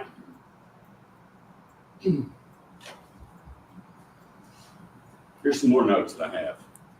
That night of this arrest, who was angry? Who was angry? Well, we know Mills was angry. He said so from the stand. He said he was angry. We know Emmitt Martin was angry. You couldn't be anything but angry and unhinged if you're Emmitt Martin doing what he did. Was Bean angry? Nope. Remember now, when I answer a question, I'm not going to ask you a question, but the DA's office asked you a couple questions one time. I said, God forbid they actually answer some of those questions. When I ask a question, it's rhetorical. Was Bean angry? Nope. You didn't hear a peep from him. I said, come on, bro, give me your hands. Was Justin Smith angry? Listen to the audio. Justin Smith is that squeaky voice you hear. He was panicked. He had enough years on the job arresting felons, 90% of whom are armed. He had enough sense to be scared. and screaming on the radio to send more cars. Was he angry? Nope. But Mills and Martin were angry. Who took breaks from OC spray, pepper spray? We keep calling it OC spray like it's, something to keep on the back of your stove. Pepper spray. You saw how potent it was. And Miss Haley said, in one breath, she says, oh, we heard how Mills and Martin were immediately affected by the OC spray. Remember saying that? But Smith and Bean didn't have that luxury. So Miss Haley tried to make it sound like it didn't get on them. Did y'all notice in training that when they give them that one shot in the eye, there's nobody standing behind that cop that gets it in the eye? It's called backsplash or overspray. Miss Haley told you that Martin was standing next to Mills. Go back and watch the video. No, he wasn't. He was standing next to Bean. He was standing across from Mills when he shot that spray. And Martin is not a little guy. He bailed out. Whew! Whew! Can't catch my breath. Mills took a 1 minute and a half break because some of the back spray got on him. At that first traffic scene, Haley's the one who sprays. Okay? Hemphill is across from him with his taser on the leg. And Hemphill gets it. It's like room spray. You're not going to be able to surgically do it, okay? And it is super powerful. For over 8 minutes, go back there and time it. Haley couldn't catch his breath. He couldn't see. He was prying his eyes open to get water in it. Hemphill, while Mr. Leffler was reading out the times of what was going on over at Castlegate, Hemphill was still coughing up a lung. Hacking and coughing on the... He only got a little shot. Bean and Smith didn't have that luxury. They let go of that man on the ground with a handcuff on him. Somebody's going to get shot. It might be Nichols, because if he gets up with that handcuff and starts swinging it. Or a cop's going to get hurt. Miss Haley actually had the temerity to look you people in the eye and say that Bean and Smith were holding the victim Nichols down on the ground. Remember saying that? Don't answer. Mills stated from the witness stand that Bean and Smith weren't holding him down to be holding him down, to get punched, kicked, or whatever. Mills said that those two guys kept their hands on Nichols to keep him on the ground to get him handcuffed. What else could they do? Did Smith and Bean get a break? Haley and Hemphill got over an 8 minute break. Mills took a 1.5 minute break. Those two guys never got a break.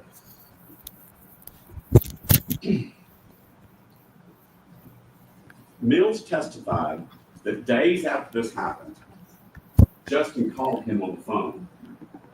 He testified to it. Mills did. That's the state's witness.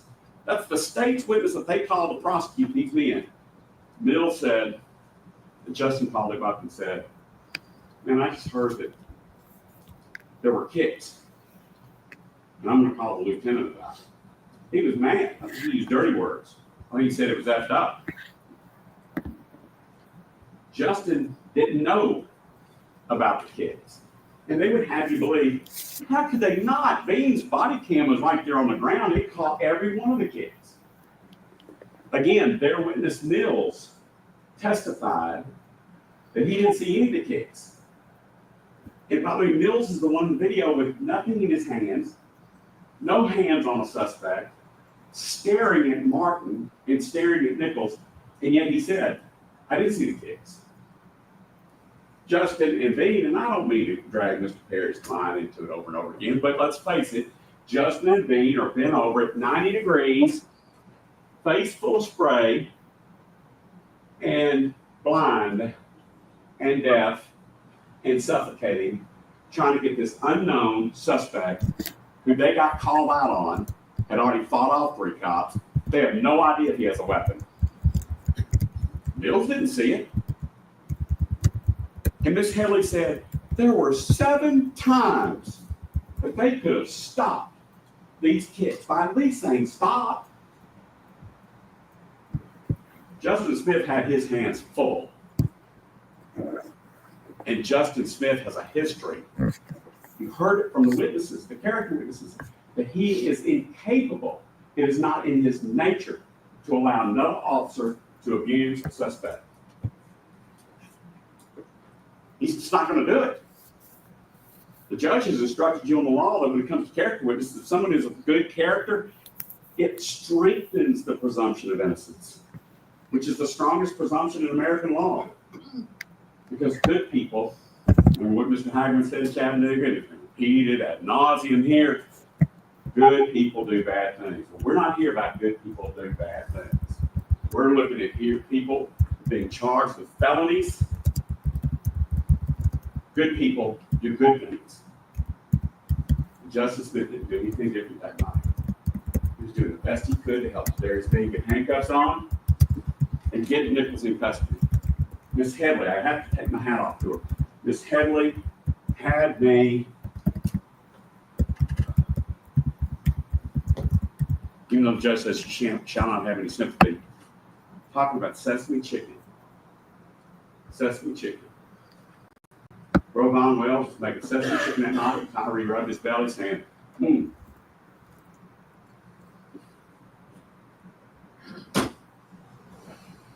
Justice Smith did not do anything to Tyre Nichols. Tyre Nichols made choices. You've heard about him. Speeding, running from the police, blue lights, fighting at the first scene. Did you hear what he said? He looked at these cops and said, get your ass out of the car. He says, y'all are really doing a lot tonight. Stop. Don't do that. I'm just going home. When they're saying, get your ass on your belly. Right? Tyre Nichols made these choices. It's not about sesame chicken. It's about Tyre Nichols somehow getting 750 pounds of men off of him and running to the next street over and hiding behind a Toyota 4Runner. Wiping his face, wiping the spray off.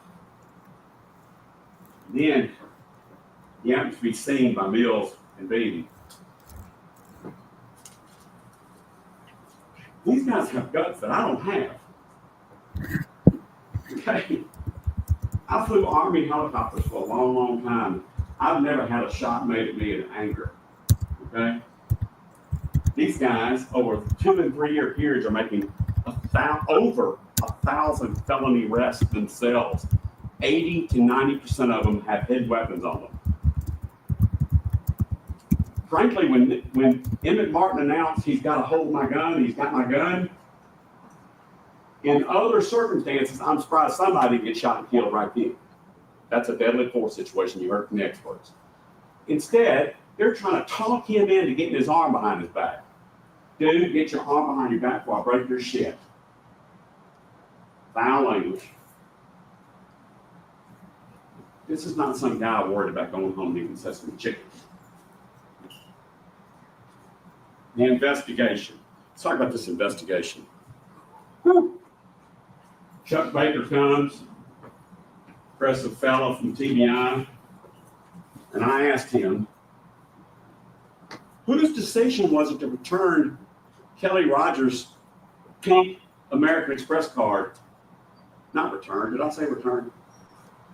They didn't return it. It wasn't Tyre Nichols' American Express card to begin with. Whose idea was it for you to give the American Express card and all these other cards to Tyre Nichols' mother? And he goes, well, he took his instructions from the DA's office. That man right back there. He took his instructions from the DA's office, Mr. Mulloy. Let me offer you a suggestion. If you don't like it, if you don't believe it, throw it out. If they call Kelly Rogers up and say, we have your American Express card, would you like to come down and get it?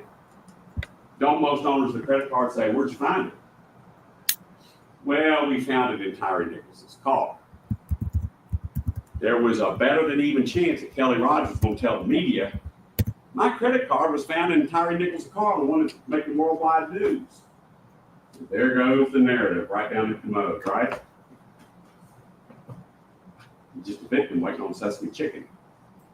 Instead, they gave Kelly Rogers an American Express card to Rovon Wells. Is she going to go to the media saying, oh, by the way, they found this American Express card in my son's car? No, she's not. That story ends. Don't tell me this wasn't directed. Don't tell me this investigation was not focusing on those cops. They take DNA swabs from their mouth, they take their shoes and their boots, cut them up with their DNA, and they don't go down to St. Francis Hospital with a search warrant for Tyre Nichols' blood. See if he's on anything. He's got 5 narcotics officers saying he's high as a kite. And they don't go down and get a search warrant. Don't tell me this investigation was not tainted. Somebody told me that y'all are going to be jealous if I referred to my iPhone, because y'all haven't had an iPhone for a week or two, so bear with me. Now, this is not one to throw a rock at me, okay? I'm going to read you a headline. Headline is a public record. A newspaper is considered a public record under the law. Okay, I'm just going to read you the headline. Memphis has broken homicide record. New numbers show. November 20th of 2023. 11 months after this. Right? Keep up. That's November 20th of 2023. CNN headline. CNN. Memphis mayor meets with gang leaders to request ceasefire in effort to curb city's gun violence. March 3rd of 2024. Mayors are meeting with gang leaders to stop gun violence. Yeah, maybe you're crazy.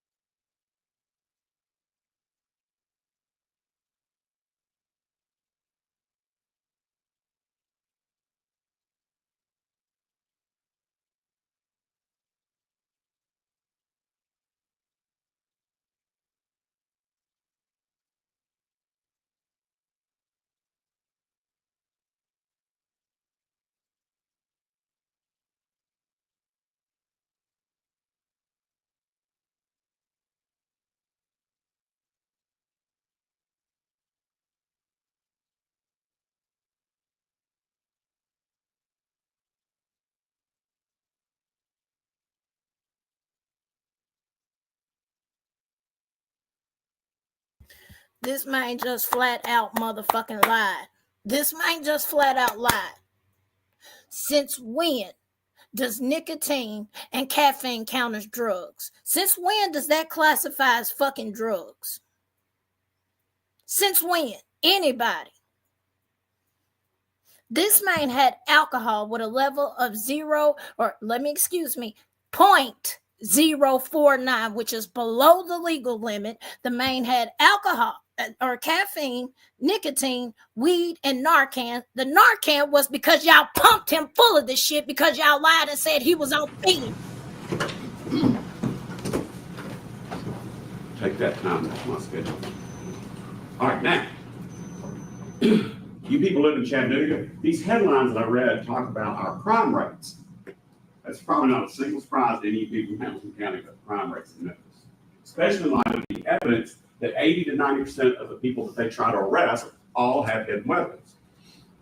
These crimes, where we're breaking records for violent crime, all predate Scorpion. And since these guys are where they are, crime has continued to go nuts. It's a matter of public record. It's a matter of your own knowledge in your own head when you come to Shelby County, okay? So what do we do? What do the leaders do? they form a scorpion team.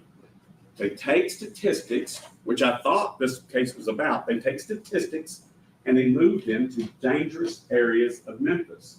And they leave them there for a week with the sole purpose of removing criminals with, felony arrest warrants, stolen cars, drugs.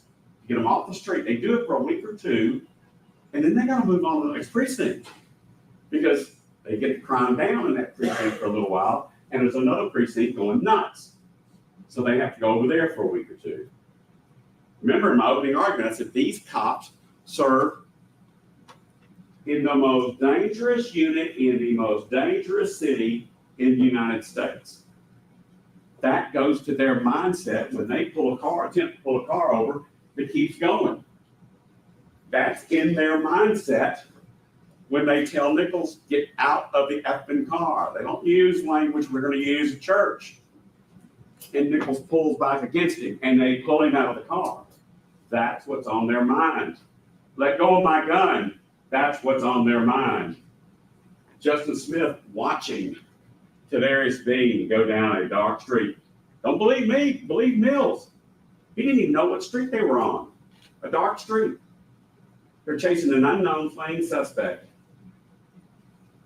Bean's by himself, hackles him. Justin, with a blown out knee, gets out of his car to go over and help Bean handcuff. At that point, why did Tyre Nichols just say, all right, woo, you got me. I'm done. Remember, Keith Berry said, the real gangbangers, the real thugs know to put their hands behind their back, right? Right? It's going to go quickly and be over. These were not a bunch of bullies, monsters. Mr. Adams said they're not monsters. Well, of course they're not monsters. They're doing a job that none of us in here have the guts to do, to try to keep the rest of us safe. All Tyre Nichols had to do was, all right, man, you got me. He might have spent a little time in jail for some of the stuff they might have found, but he wouldn't be dead.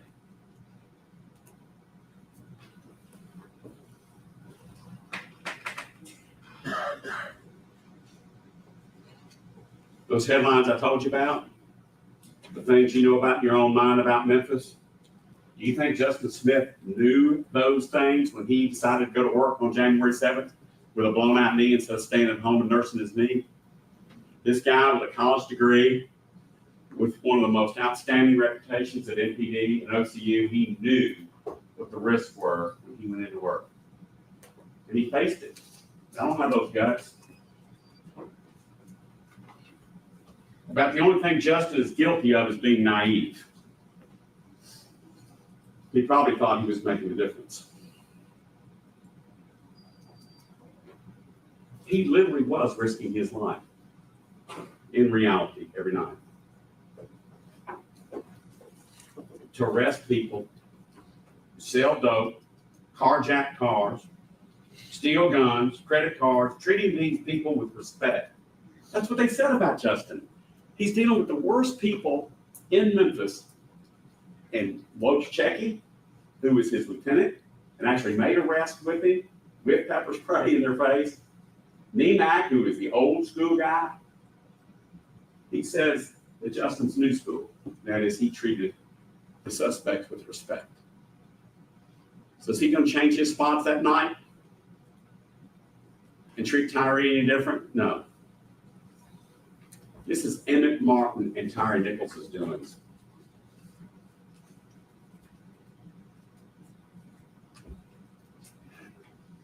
John Keith Perry said he was going to beg you at one point in his closing argument. I thought to myself, don't feel like a Lone Ranger. I'm going to beg as well. I'm going to beg 12 people that end up on this jury to stop the misery Justin Smith has been going through, being charged with second-degree murder, aggravated assault, kidnapping, official misconduct, and official oppression. End it.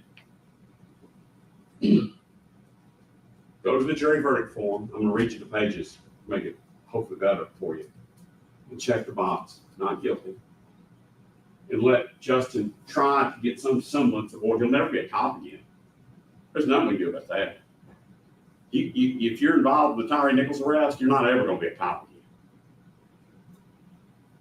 Convicting Justin Smith of anything. By the way, a lot of times these people, these governments, they charge people with all these charges, right? And some of them sound pretty harmless, like official misconduct. That sounds like the clerk at the license plate place taking $5 out of the till. It's a felony. Official misconduct is a felony. Official oppression is a felony. Do not convict Justin Smith of any of these charges. Next thing I'd like to tell you.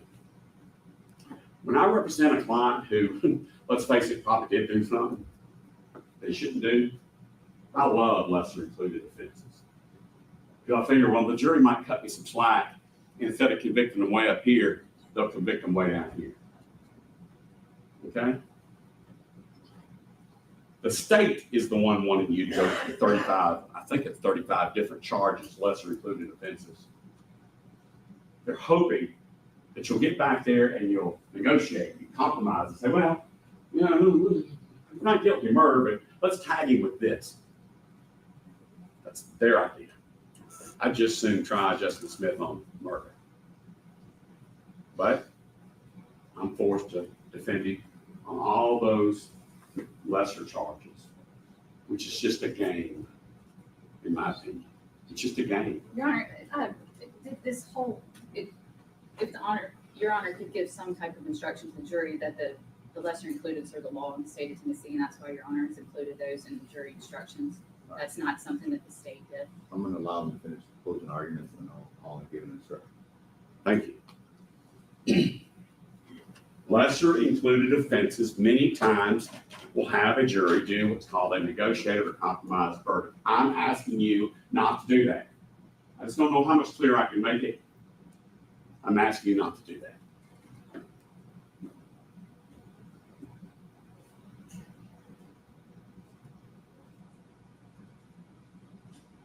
Now, let me go to the DA's closing argument.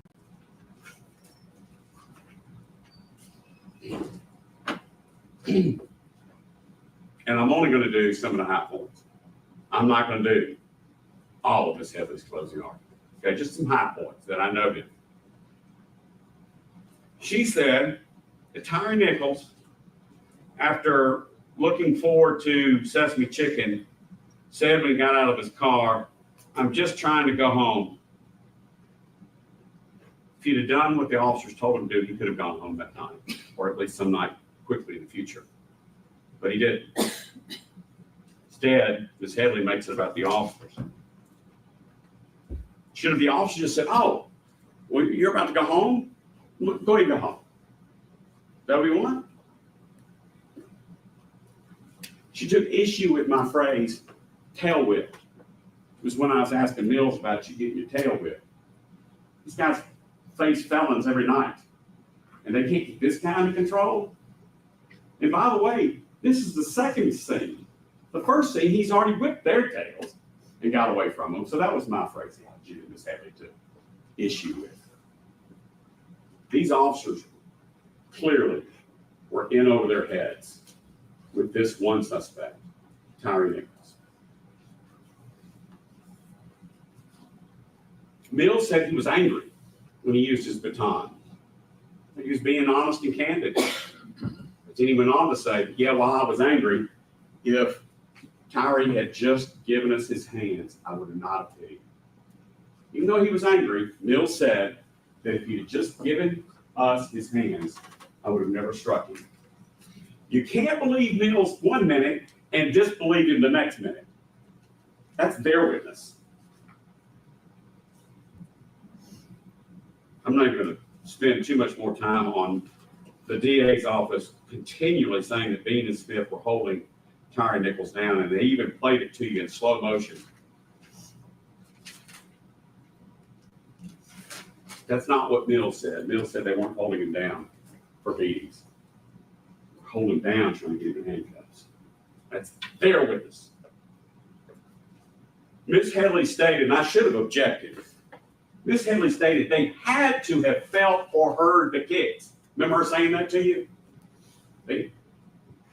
She's telling you that they had to have felt and heard the kicks. I didn't object, instead I wrote this note down. Their witness, Mills, says he didn't see the kicks. Their witness, Mills, says he heard the thud, and when he saw the second punch, he turned away and walked away because he didn't want to see it. Smith and Bean didn't have that luxury. First of all, they didn't see it, and second of all, they could not let go of this suspect. This is crazy to evaluate this case on slow motion video in a 70-degree courtroom versus out there on a dark street. This is crazy to evaluate them criminally this way. I'm just going to take my time. I don't mean to keep you hungry, but Miss Haley says Mills and Martin reacted to the OC immediately. Well, what are we going to do? Punish Bean and Smith for just sucking it up and fighting through it? So Miss Haley saying they couldn't have felt or tasted or smelled the OC spray because Mills and Martin reacted to it immediately.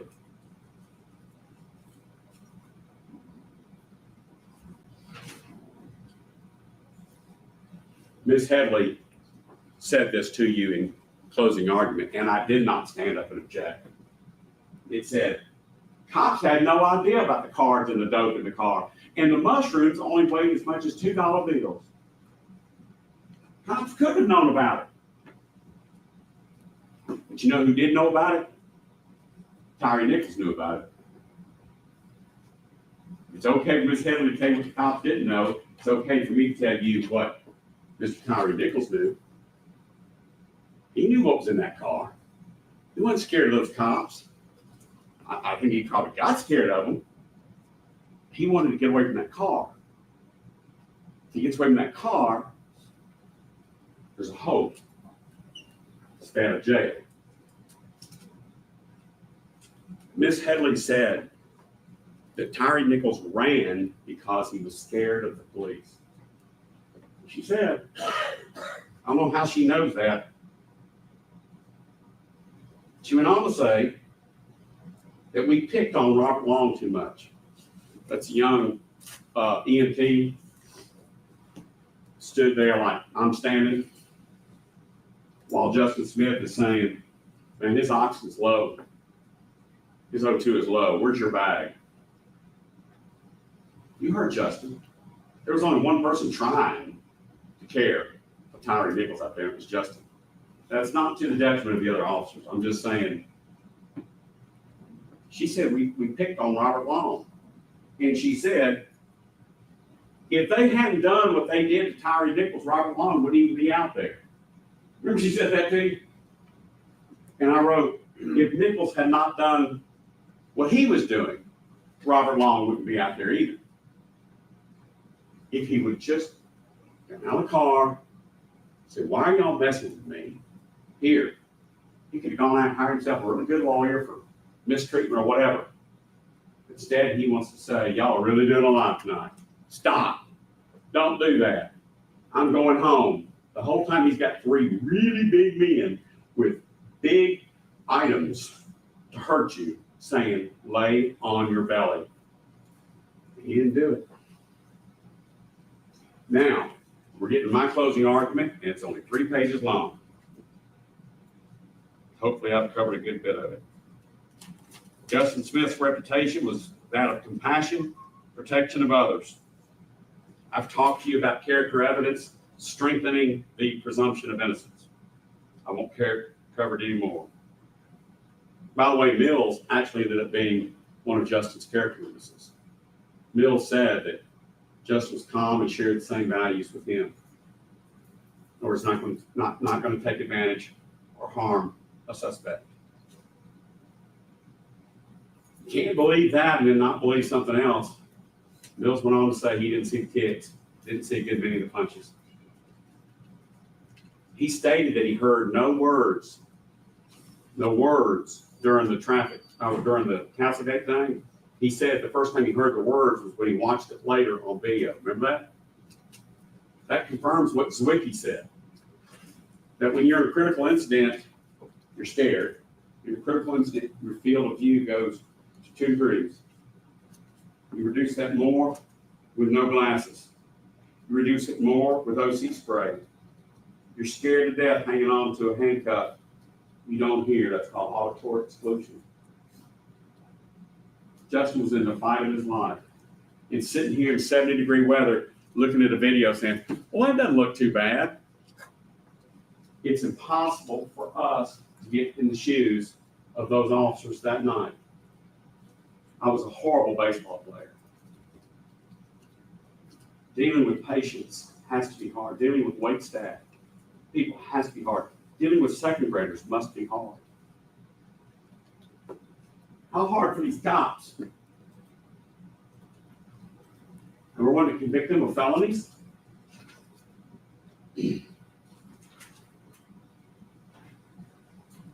I told you a minute ago I was going to tell you the pages.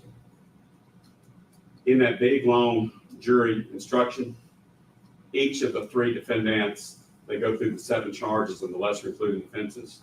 I would tell you that Justin's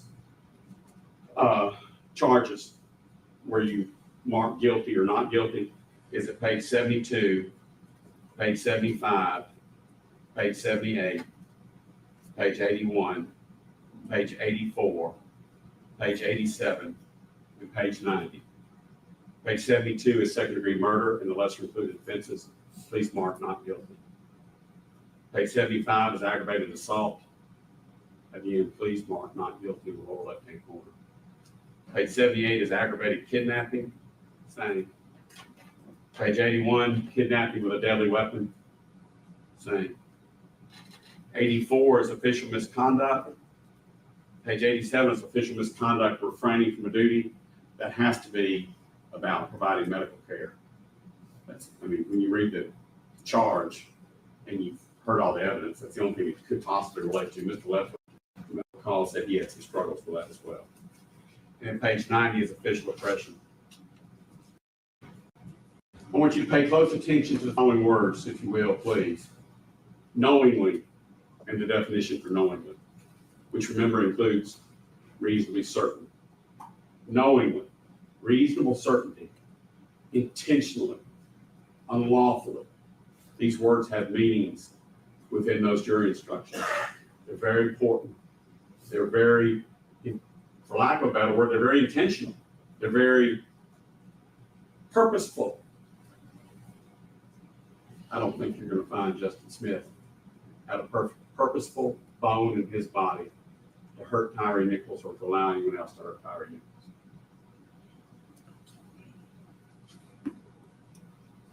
There's no way sitting in this courtroom looking at grainy video and pieces of moving body-worn cameras that Justin is guilty of a crime beyond a reasonable doubt to a moral certainty. Justin's character and his nature from these different witnesses, I ask you just to answer this in your own head. Would Justin hurt a suspect? Would Justin lose his temper? Would Justin allow someone else to hurt a suspect? Will he encourage or assist someone else to hurt a suspect?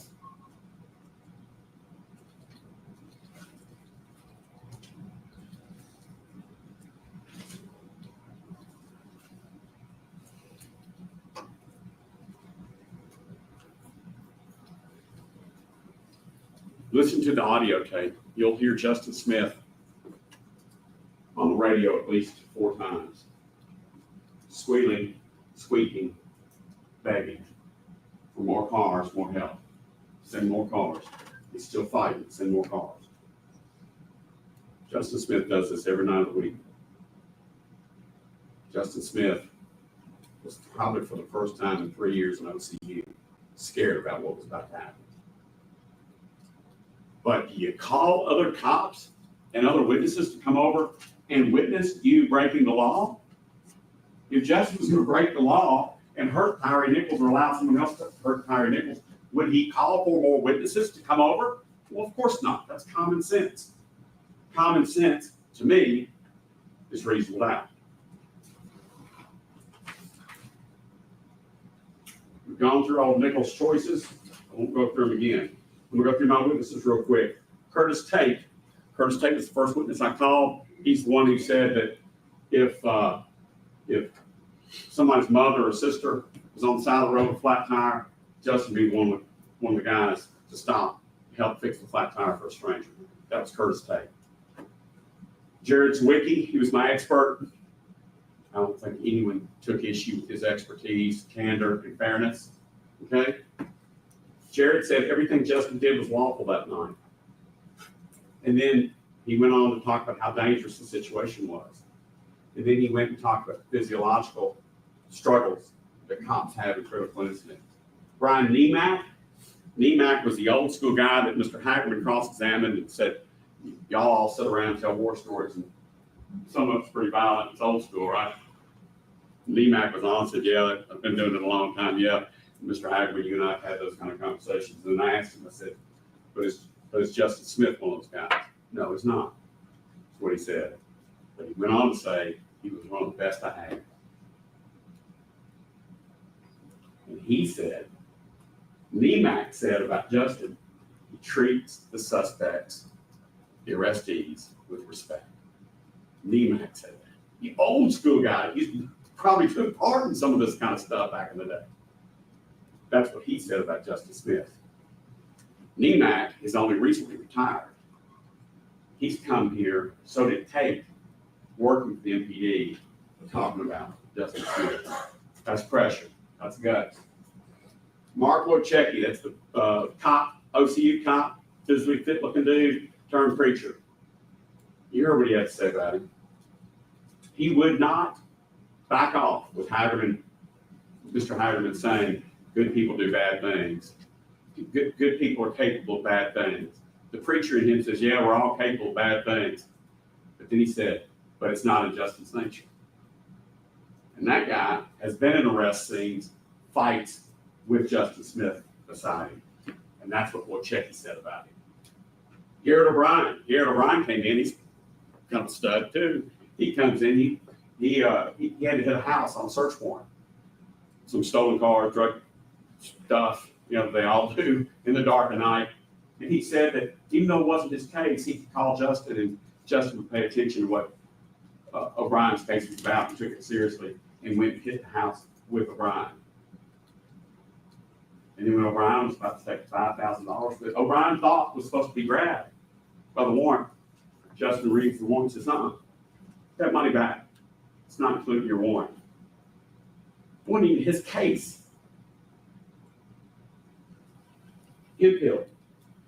Hemphill called him kind and gentle. And I said, did Justin try to keep you away from the wrong kind of people? Hemphill said, yes.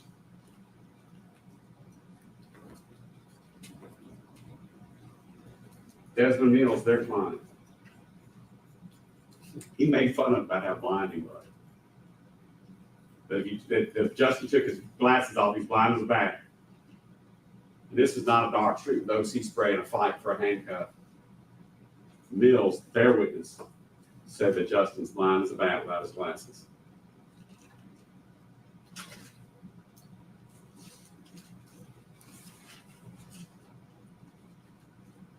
You heard all the audio and video. There was a fight. They didn't know who they were fighting. They had no idea about the suspect chicken. They had no idea what was in his car. Granted, just trying to get this guy in handcuffs. I didn't do that. I didn't do that, I don't think. Did I do that? Oh, I'm sorry. I wouldn't do that too.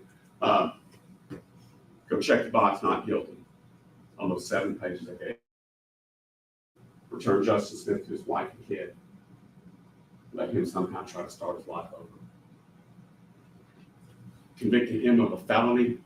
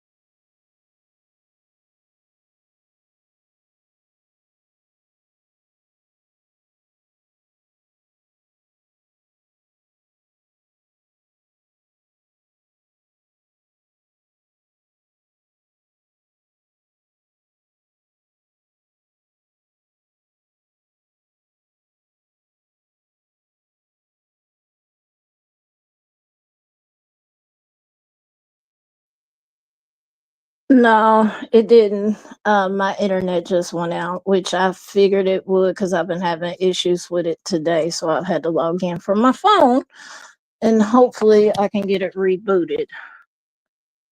So give me a second, y'all.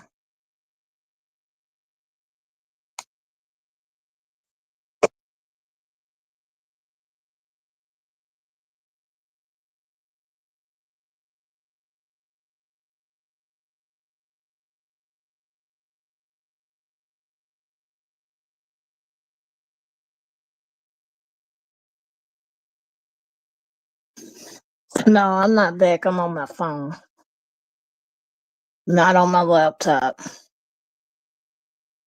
But I knew it was going to happen because, like I said, this morning when I logged into my laptop, my internet was acting funky as fuck. So give me a minute and see if I can get it rebooted.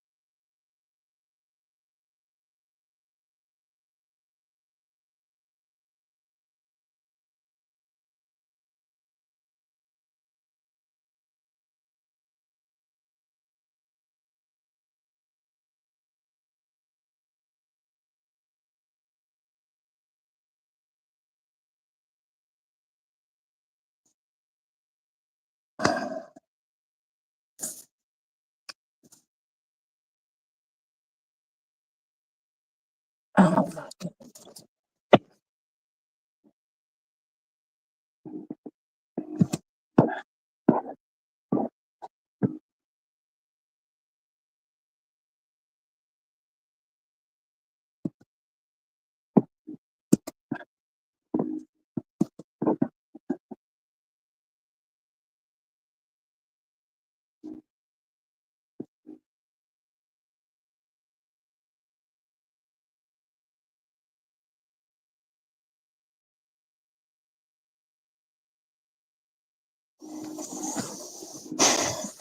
What's most likely gonna happen if I can't get it back up in like the next 5 minutes?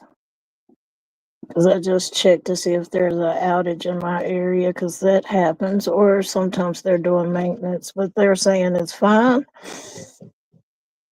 which I think is a fucking lie.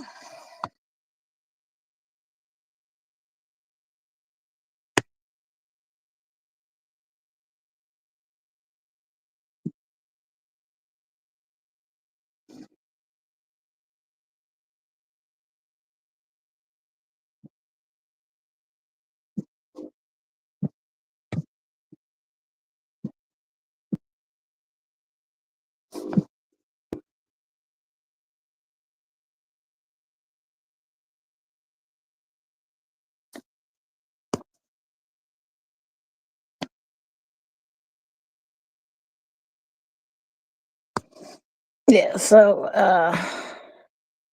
if I can't get it back here in the next 5 minutes, what I'll do is I'll end this live, and when I'm able to get it back up, we'll just start from where I left off. Because that's the only thing I can do, because I'm not able to do this from my phone. Need to see where we were at.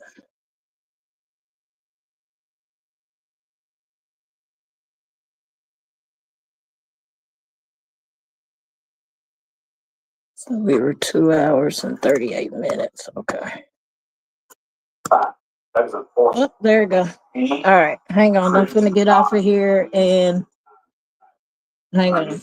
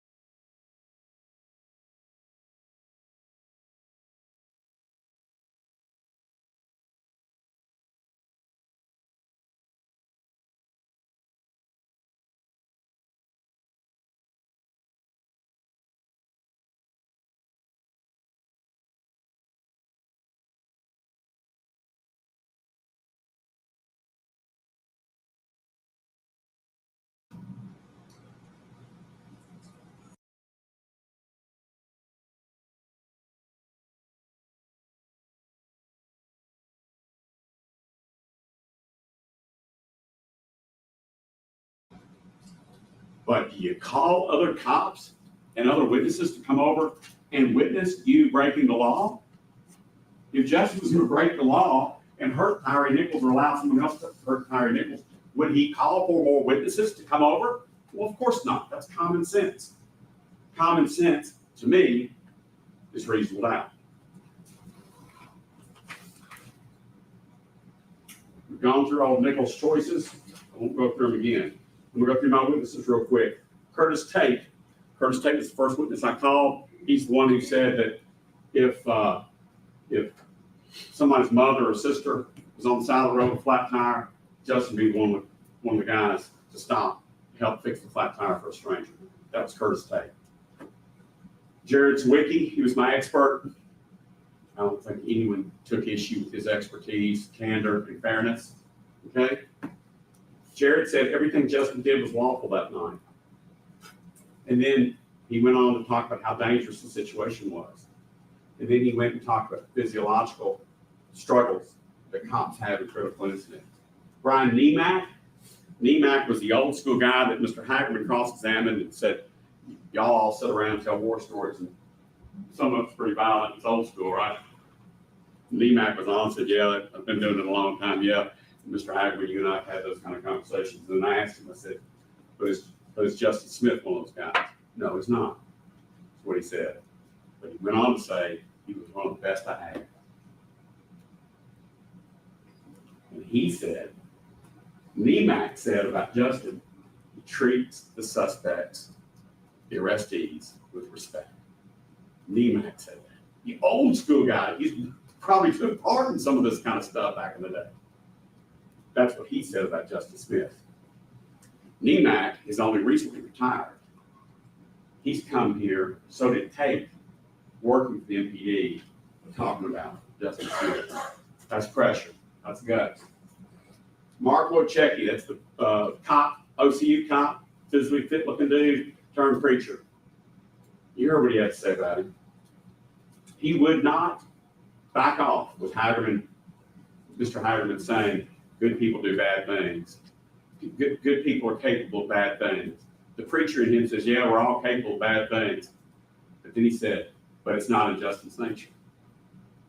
And that guy has been in arrest scenes, fights with Justice Smith beside him. And that's what Wojcicki said about him. Garrett O'Brien came in, he's kind of a stud too. He comes in, he had to hit a house on a search warrant. Some stolen cars, drug stuff, they all do in the dark of night. And he said that even though it wasn't his case, he could call Justin and Justin would pay attention to what O'Brien's case was about and took it seriously and went and hit the house with O'Brien. And then when O'Brien was about to take $5,000, that O'Brien thought was supposed to be grabbed by the warrant, Justin reads the warrant and says, that money back. It's not included in your warrant. It wasn't even his case.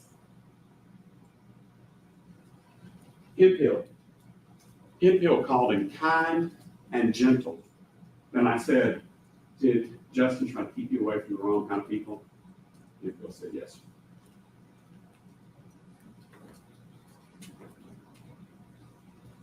Desmond Mills, their client.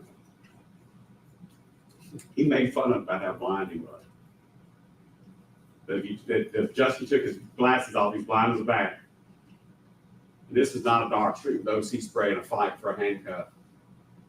Mills, their witness, said that Justin's blind as a bat without his glasses.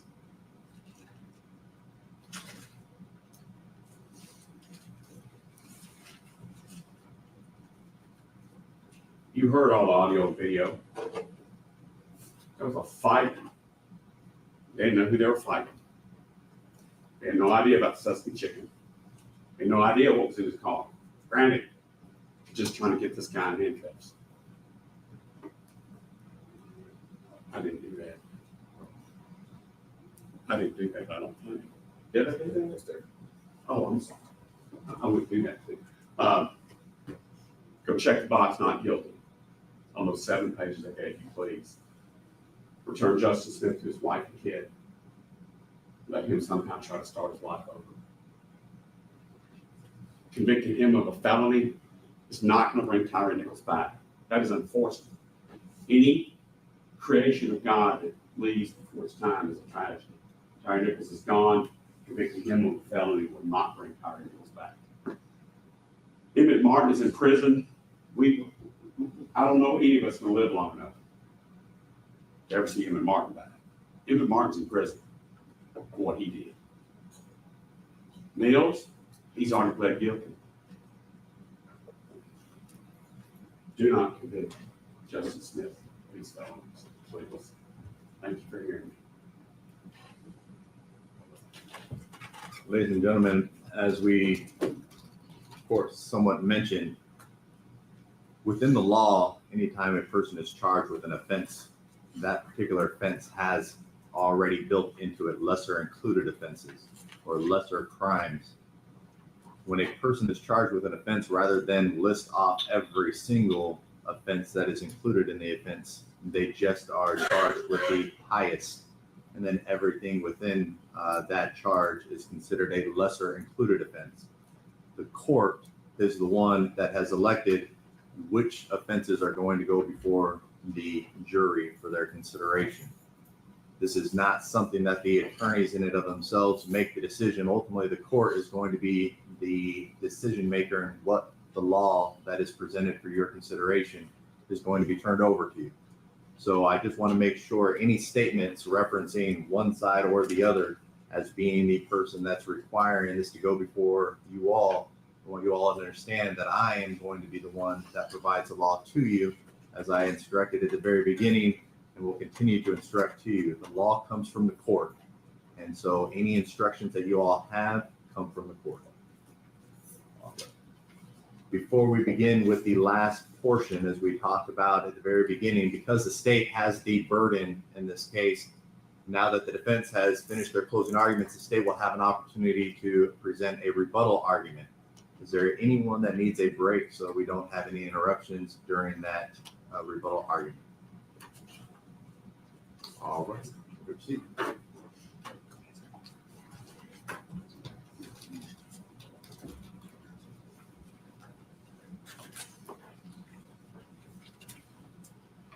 Two soccer ball kicks to the head, 3 baton strikes, 5 haymakers, and 2 more kicks. That's not about making an arrest. That's not about getting someone in handcuffs. That's not. That was about Tyre Nichols making these officers run. These officers pepper spraying themselves. Because at Ross and Castlegate, Tyre Nichols was not resisting. He was trying to survive. You all are able to see that in the video. We're talking about the choices of Tyre Nichols. We're talking about the choices of Emmitt Martin. Well, all 3 of those men over there made choices and could have made choices that night. Should have made choices that night. They could have chose to stop it. They could have made a choice to stop it. In fact, they had a duty to intervene. They had a duty to stop it. And not one of them did. So the defense attorneys, during the course of this trial, the last 2 days, have said a lot. They've said a whole lot. They've thrown a lot of smoke and mirrors, but smoke and mirrors do not equal reasonable doubt. And I told my boss, under my big boss, that I wasn't going to talk about their smoke and mirrors. I was going to focus on something different. But some of the smoke does need to be cleared up, and some of the mirrors do need to be broken. And like Mr. Zumot, I'm not going to talk about all the smoke and mirrors because it was a lot. But I am going to hit the highlights, okay?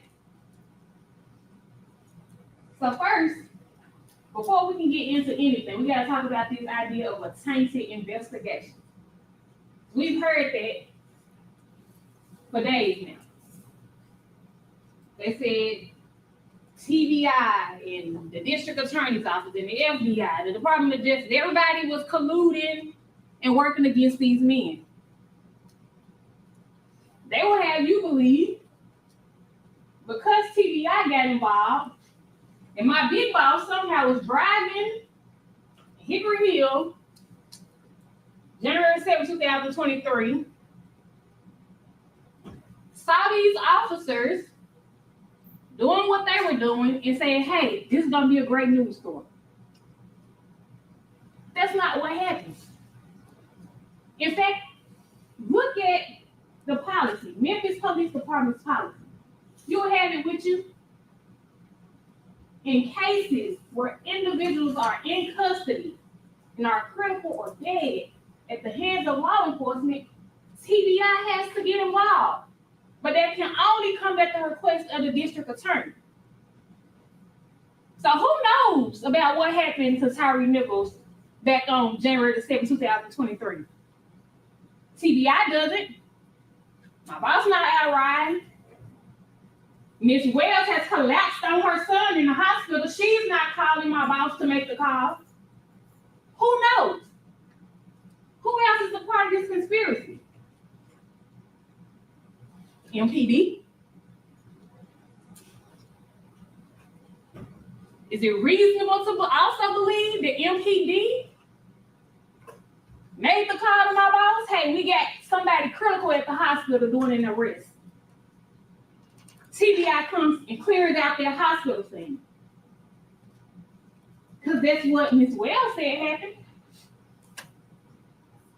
For those officers who rode in the ambulance with Tyre Nichols, who were still at the hospital at the time he was there, cleared out.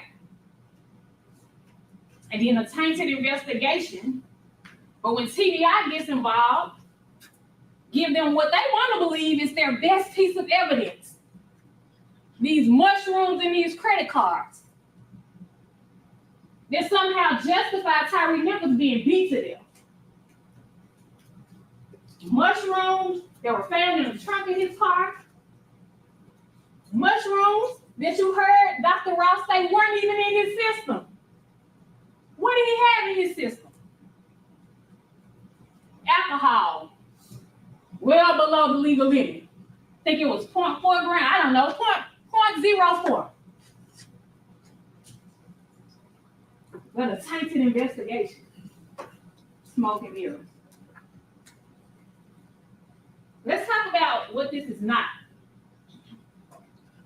Because we told you back in Chattanooga, this is not about a group of men who met on Flicker Street and said, we're going to go out and kill somebody tonight. This is not even about those men meeting up at Ross and Raines or Ross and Castlegate saying, hey, we're going to agree to do something to Tyre Nichols. If there were the case, it'll be a what? First degree murder case. Nobody is saying it. Would it also be a conspiracy case? Nobody is saying it. But what it is a second degree murder case, and it's a criminal responsibility case. And we're going to talk about what that means. And then the gun. Tyre Nichols grabbed Martin's gun, put his hand on his gun. You heard from Mills, later said it might have been my gun belt. All of it requires us to take the word of Emmitt Martin. But we know, because we see on the video, 1 minute it's a traffic stop, 1 minute Tyre Nichols got out and took a swing, got on 1 minute. That's whose word we're supposed to take. You rewind the video of the traffic stop back. You tell me if you hear about a gun, but beyond that, if there was a gun, and if they believe that he grabbed the gun, which would justify and increase this situation, as the expert said, if that was the case, who was at Ross and Raines when that happened? We got Hempfield, we got Martin, and we got Haley. But guess what? Nobody got on their radio and put out, hey, yeah, pepper spray deployed. Yeah, Taylor deployed. Yeah, he's running this way or that way. Nobody got on their radio and said, hey, he went for an officer's gun too. I mean, wouldn't that be information that you want your fellow officers to know? If they're pursuing somebody who you believe is so dangerous, who you believe just overpowered, what was it, 700 some pounds of men? Wouldn't that be information you will want somebody to know through the truth? Smoke and mirrors.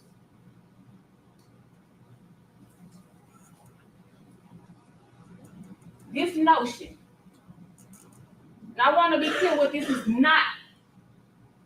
This is not an indictment against our police officers. This is not an indictment against police officers who get out, who do their jobs, who put their lives on the line. Nobody is saying it's not a dangerous job. Nobody is saying that it doesn't take bravery. No one is saying it. But because it's a dangerous job, does not mean that you are immune from making criminal decisions.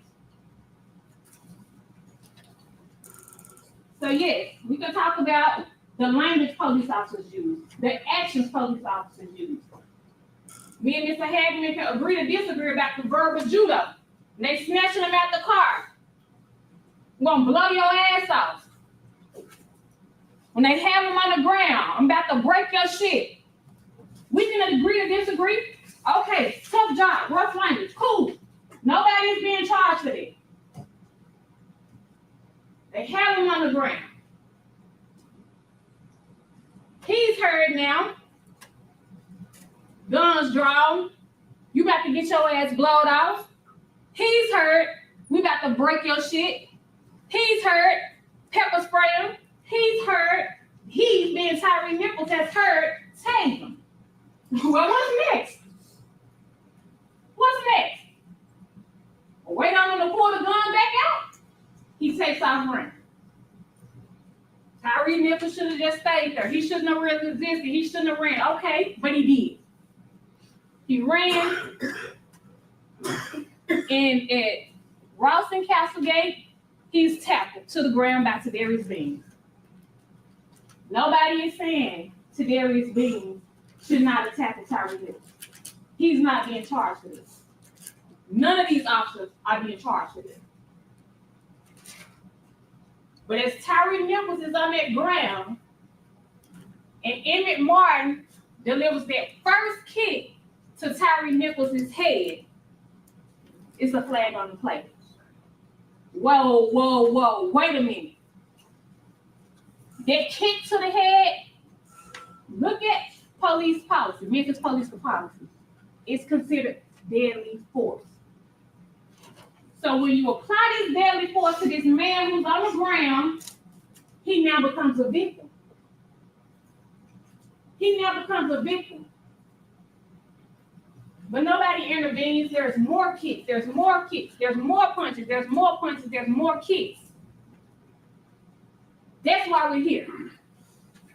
That's why we're here. I believe it was Mr. Perry who talked about split-second decisions. A split-second decision will be somebody running through a red light, making a decision, should I beat it, should I not, should I beat it, should I not, trying to beat it and having a car accident. That wasn't this case. Tyre Nichols was beaten for 2 minutes, from first kick to last kick, for 2 minutes. And in between that time, each one of these officers sitting in this courtroom could have done something. Each one of these officers could have said something. This was not a split-second decision. Smoke and mirrors.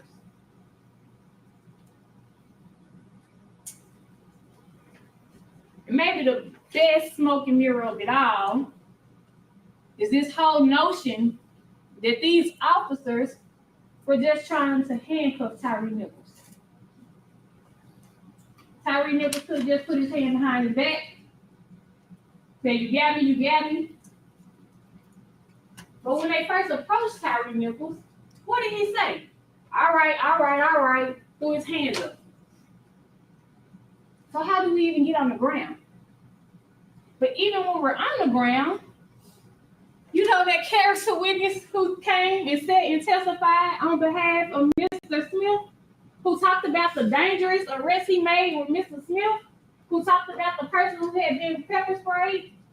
He was on one side, another officer was on another side, and guess what Smith did? He grabbed his feet, and they were able to get him handcuffed. Guess what they could have did when Tyre Nichols was on that ground? They could have grabbed his feet and been able to get him handcuffed. But nobody said grab his feet. Nobody said, hey, it's 4 of us out here. You get one arm, I get one arm. Somebody stand on his feet. And to the very end, until the actual patrolman came in and grabbed his feet. That's how he got handcuffed. It wasn't because Haley and Martin kicked him again. It was because somebody out there had the sense to say that. And Justice Smith knew how to because he had done it before. This wasn't about trying to get him handcuffed. And we know that because we know witnesses have testified, defense counsels have gotten up here and said it repeatedly. When the handcuffs go on, the fighting stops. When the handcuffs go on, can't do anything, can't hit them. Well, isn't it reasonable to believe that these officers weren't trying to get those handcuffs on him because they wanted to punish him for running, because they wanted to punch him because they pepper sprayed themselves? Tyre Nichols didn't grab a pepper spray can. They're upset, they're angry. They don't want those handcuffs on. It's an illusion for the body cameras that are still on, the ones that people haven't took and snatched off, the ones that haven't fallen off during the scuffle. They're asking for his hands, but they have his hands. They're asking for his hands as 2 officers have his hands and he's being punched. This is not about trying to handcuff Tyre Nichols. But that's what they want you to believe is my guy was holding him, Tadarrius Bean and Justice Smith just holding him, trying to give him handcuffs. They didn't have any intent to hold him so he can get punched in the head. But guess what that still sounds like, defense attorneys? That's still minimal facilitation of second-degree murder.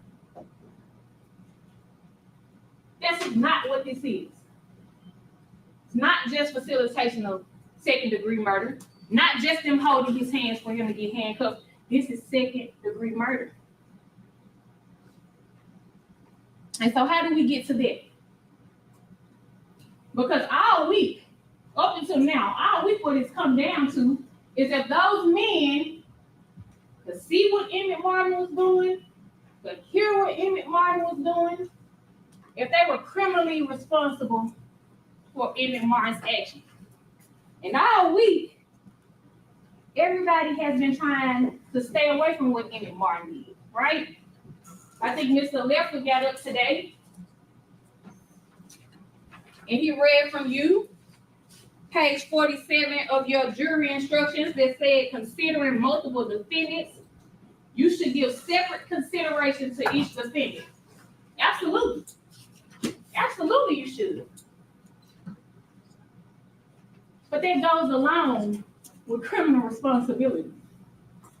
You reconcile that with criminal responsibility because on page 58, where we're talking about criminal responsibility, it says the defendant is criminally responsible as a party to second-degree murder, aggravated assault, aggravated kidnapping, aggravated misconduct, and official oppression if the offenses were committed by the defendant's own conduct, by Tadarrius Bean conduct, by Demetrius Haley's conduct, by Justice Smith's conduct, or by the conduct of another for which the defendant is criminally responsible or both. So we don't get to just throw away Emmitt Martin.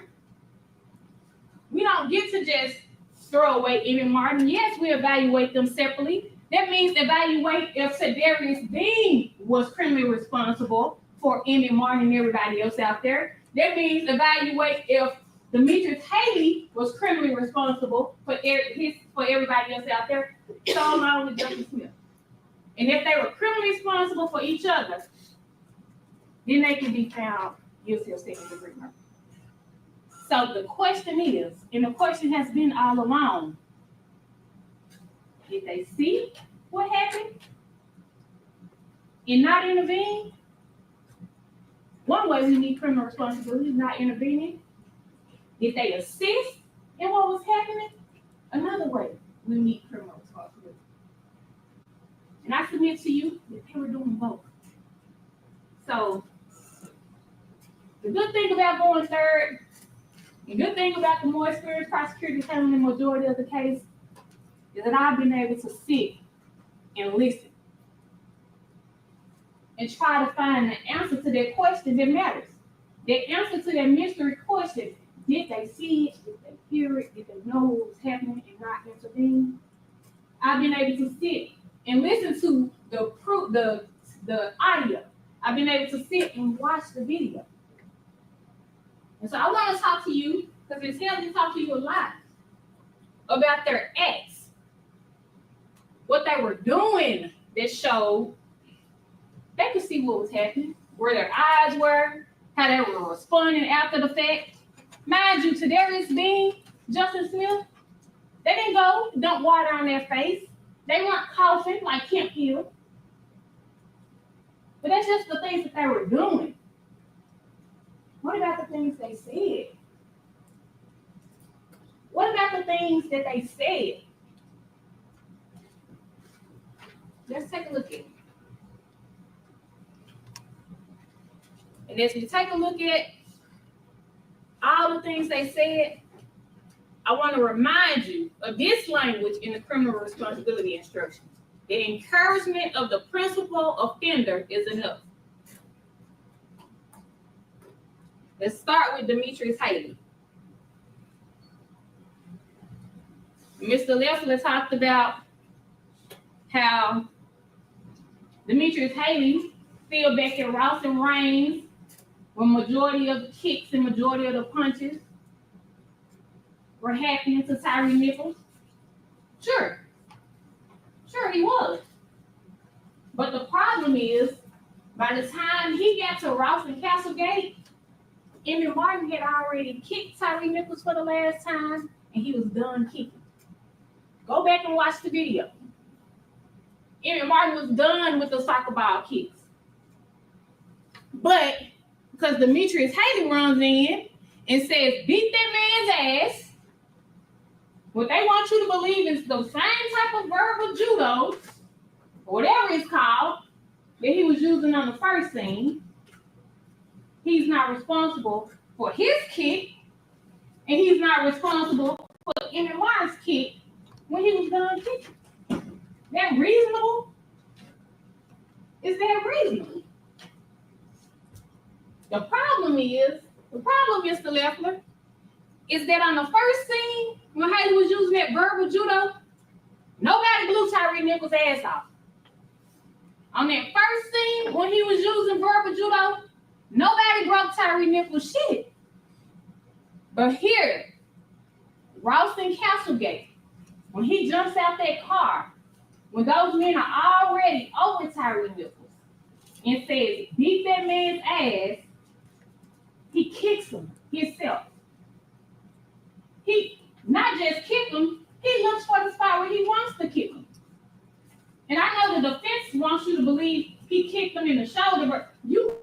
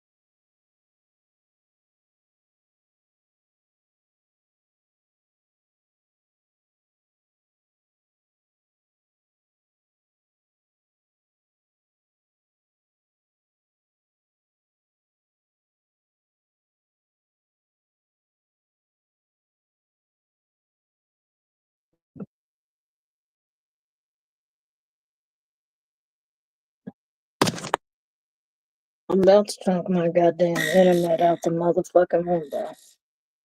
And this is why I hate Xfinity.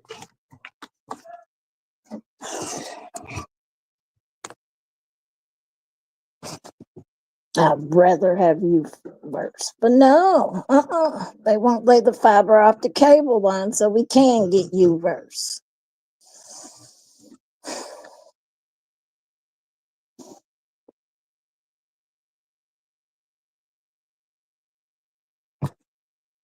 No, I'm not back.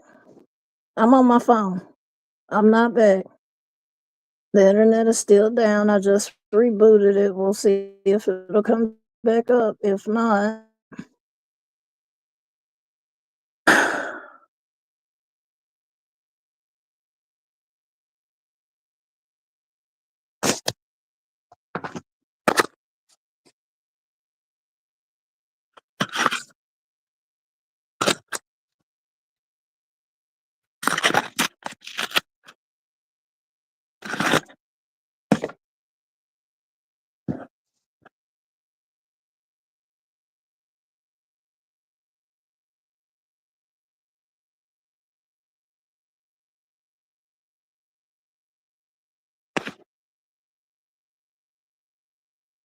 but I did pause the video, so we should be able to pick up right where it stopped at. So, but that's if it comes back up.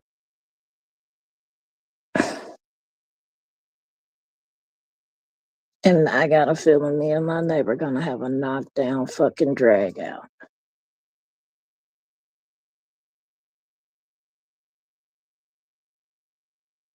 Constantly letting his dog off leash and running up on folks.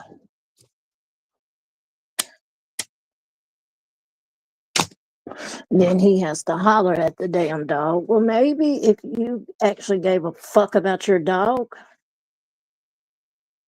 for one, your dog wouldn't be off leash.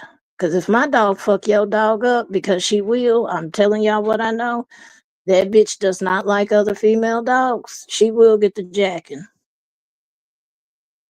And I don't want to hear it.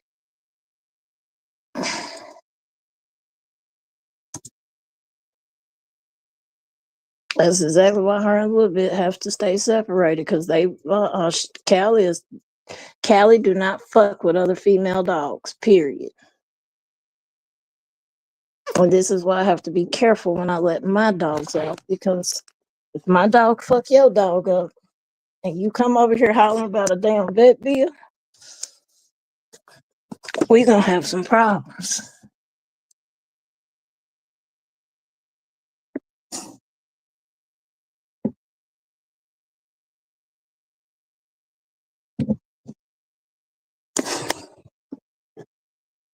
And he stayed doing that stupid ass shit. Him and the other dude, because the one of them got two. Talking about they're trained. No, the fuck they're not. If they running off, they not trained. Sorry.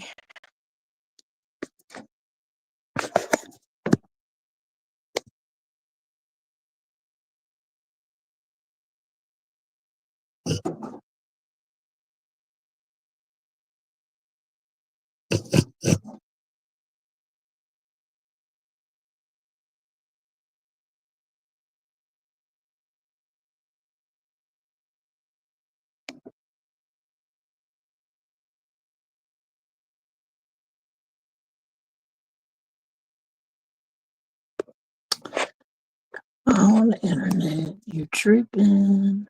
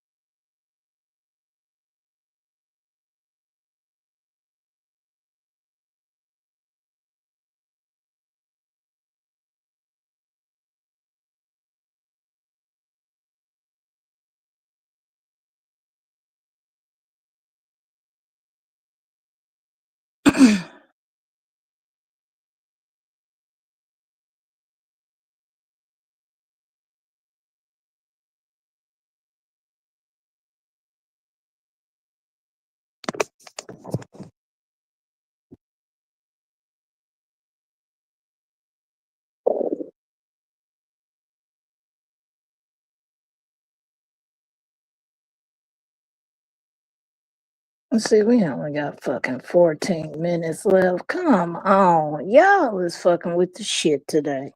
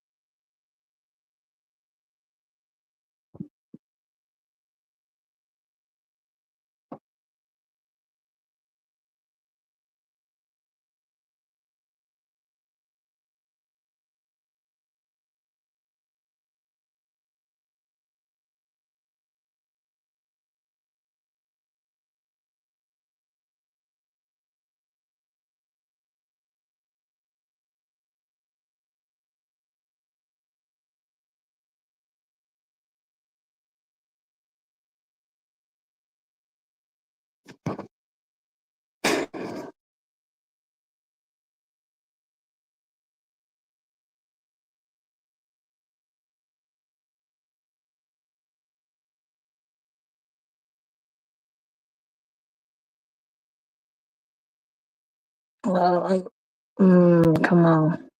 Please come up. Because I was about to say, I'm about to end this shit if I can't get this shit to come back up. Shit.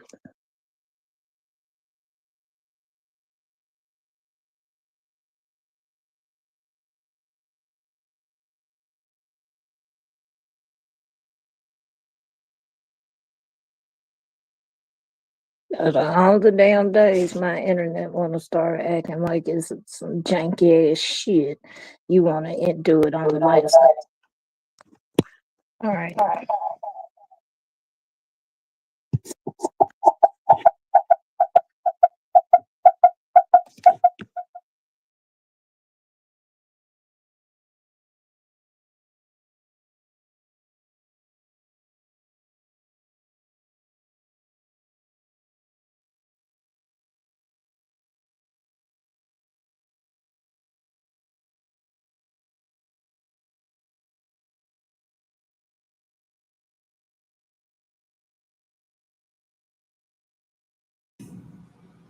Tadarrius Bean is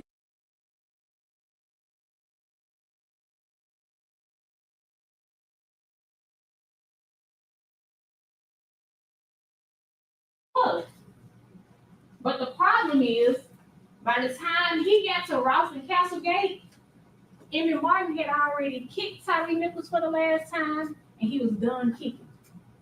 Go back and watch the video. Emmitt Martin was done with the soccer ball kicks.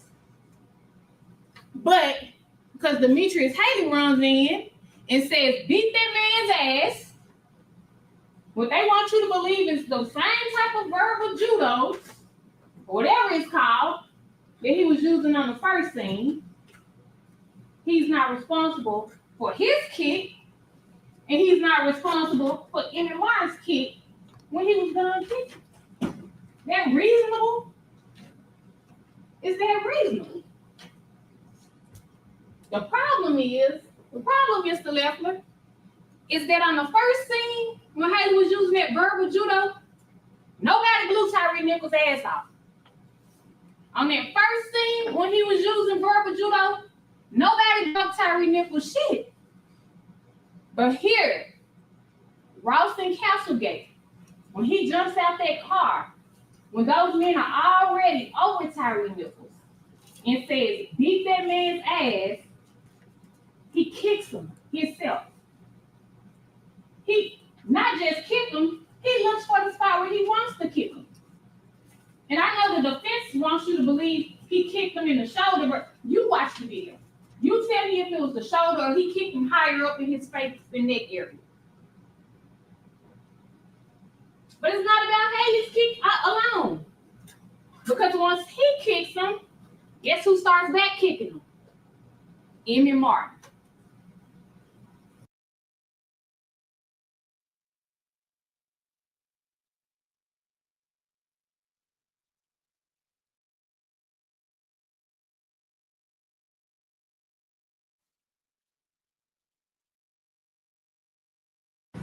beyond a reasonable doubt.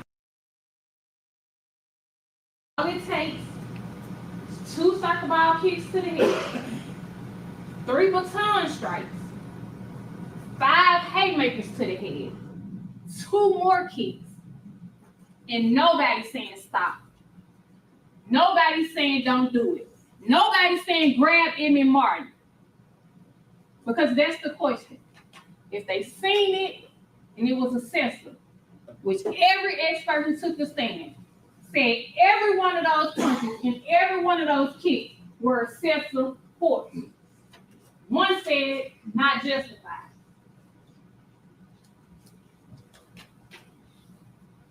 If they seen it,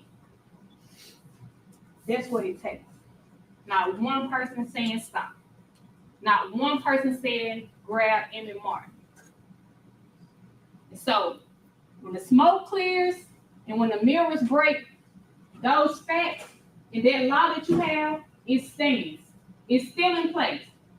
When we were back in Chattanooga, I went last then, and I stood up, and I said, you all had one job to do when you got here to Memphis.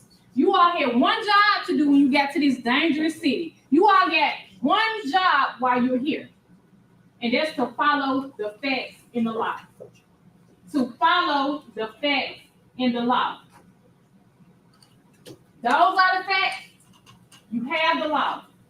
And if you follow the facts in the law, your mind can rest easy. Beyond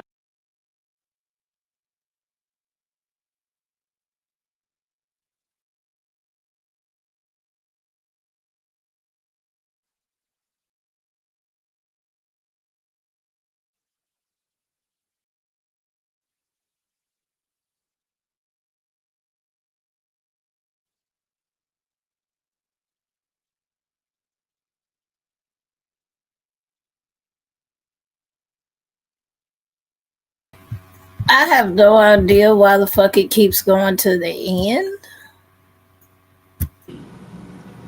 beyond a reasonable doubt. Enough to let the mind rest easy. If you follow the facts in the law, your mind can rest easy that there sits 3 men who are criminally responsible for the murder, the aggravated kidnapping, and the aggravated assault of Tyre Nichols, as well as official misconduct and official oppression. Find them all guilty as charged of every charge.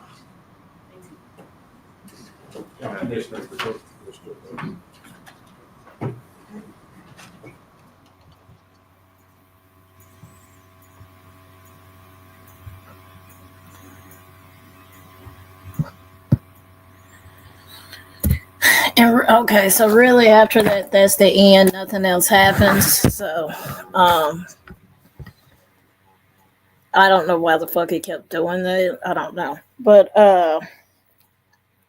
so now we're in deliberations. So I pray it's quick. But there's 8 charges that they have to go through to say yay or nay to. So realistically, that's going to take time. I would love for a verdict to come back today with guilty, but yeah. No, I'm telling y'all, that's the only suit Justin got. No, he got a gray one too, but that blue one he has wore the fuck out. He has wore that every day to court, or almost every day. Demetrius ass, Mr. Haley, he looking worried. I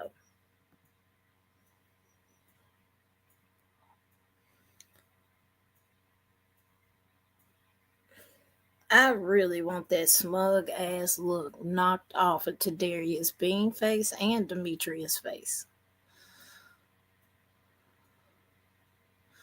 I really do. I want that smug ass look knocked off their face. Justin ain't been so bad. It's Tadarrius and Demetrius ass. Them two, the 2 right here. The big applehead motherfucker, the motherfucker who ain't shaved or cut his hair in months because he stressed the fuck out. Him Them two, I would love to hear guilty on their asses. I will say, Justin ain't been doing that fuck shit in court. He has not. I will give him that. Even though he still did fuck shit to Tyre, I'll give him that. He ain't been in court doing that fucked up ass shit, doing little smirks and shit. He hasn't. Them other two, though, they have. So, that is the end of the trial, y'all. We've sat through 7 days, 8 days, 8 days. I don't know if I'd be down for another trial. I'm gonna be honest with you. I don't know if I could do this again. I'm gonna be honest about that. Because I'm exhausted, and just covering this really is exhausting mentally. Constantly hearing the same thing over and over, hearing defending their clients and watching the videos over and over. Like, it takes a toll on you. So I don't know if I'll be down for another one. I know people would love to see me do another one. I'm gonna be honest, I don't know if I'm able to do another one.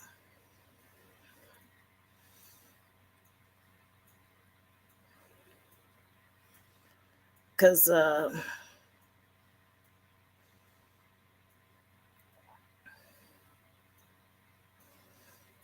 it's mentally exhausting. It is. And listening to every aspect of the trial, and like I said, it takes a toll on you. It does. I've been fucking exhausted.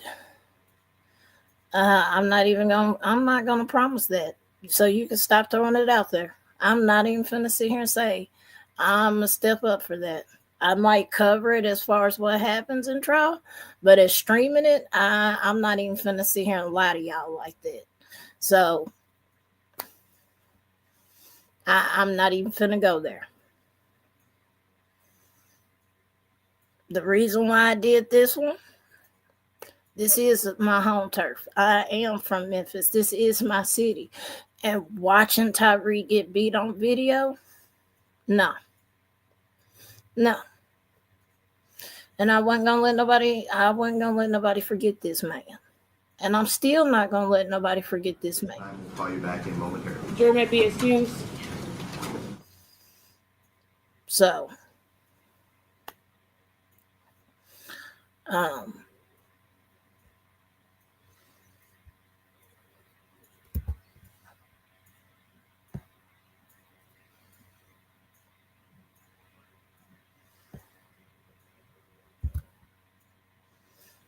that's the main reason why I streamed this one. Like, as far as Robert Brooks, like I said, I'm not even finna make that promise. I'm not finna sit here and say, yeah, we gonna do. I ain't even finna set myself up for that. I'm not. I don't think me personally, I don't think I'm gonna cover another trial after this one. So, with that being said, we're going to end it out here. And I'm going to stay vigilant and watch to see if the jury comes back. I don't know if they'll come back today or if it'll be tomorrow, but either way it goes, whenever they come back, we'll go live and we'll talk about it. But I'm finna end this here. I appreciate everybody who has stopped by over the past week and a half. I appreciate all the love. I appreciate, a lot of y'all doing what y'all did Sunday, Bucci. There's a few of y'all in the chat. I appreciate that. And just so y'all know, I did share with Pika because that was the right thing to do. So, but we're going to end it here. Let's hopefully the judge will come, or not the judge, the jury will come back with the right decision. And I pray to God that there's mercy over Memphis, because if they come back not guilty, it's not going to be pretty. I know that for a fact. It's not going to be pretty. So, but y'all have a good day. I'll keep an eye on it. And Sunday I saw it. I appreciate it.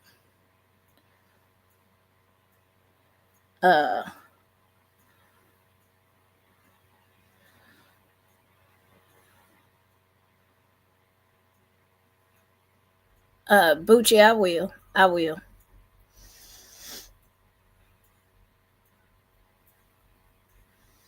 So let's hope we can get the right verdicts. Like I said, I could give a fuck less really about all the other shit, the kidnapping, aggravate. I really could give a fuck less about those charges. The main charge I want a conviction on is the second-degree murder. So let's pray to God that they get that. It's in the jury's hands. That's all I can say. So I appreciate y'all, and we'll be back when we get the verdict. Thank y'all. Protect your brains, protect your peace. Go touch grass, go do something productive. And I'll see y'all on the next one, y'all.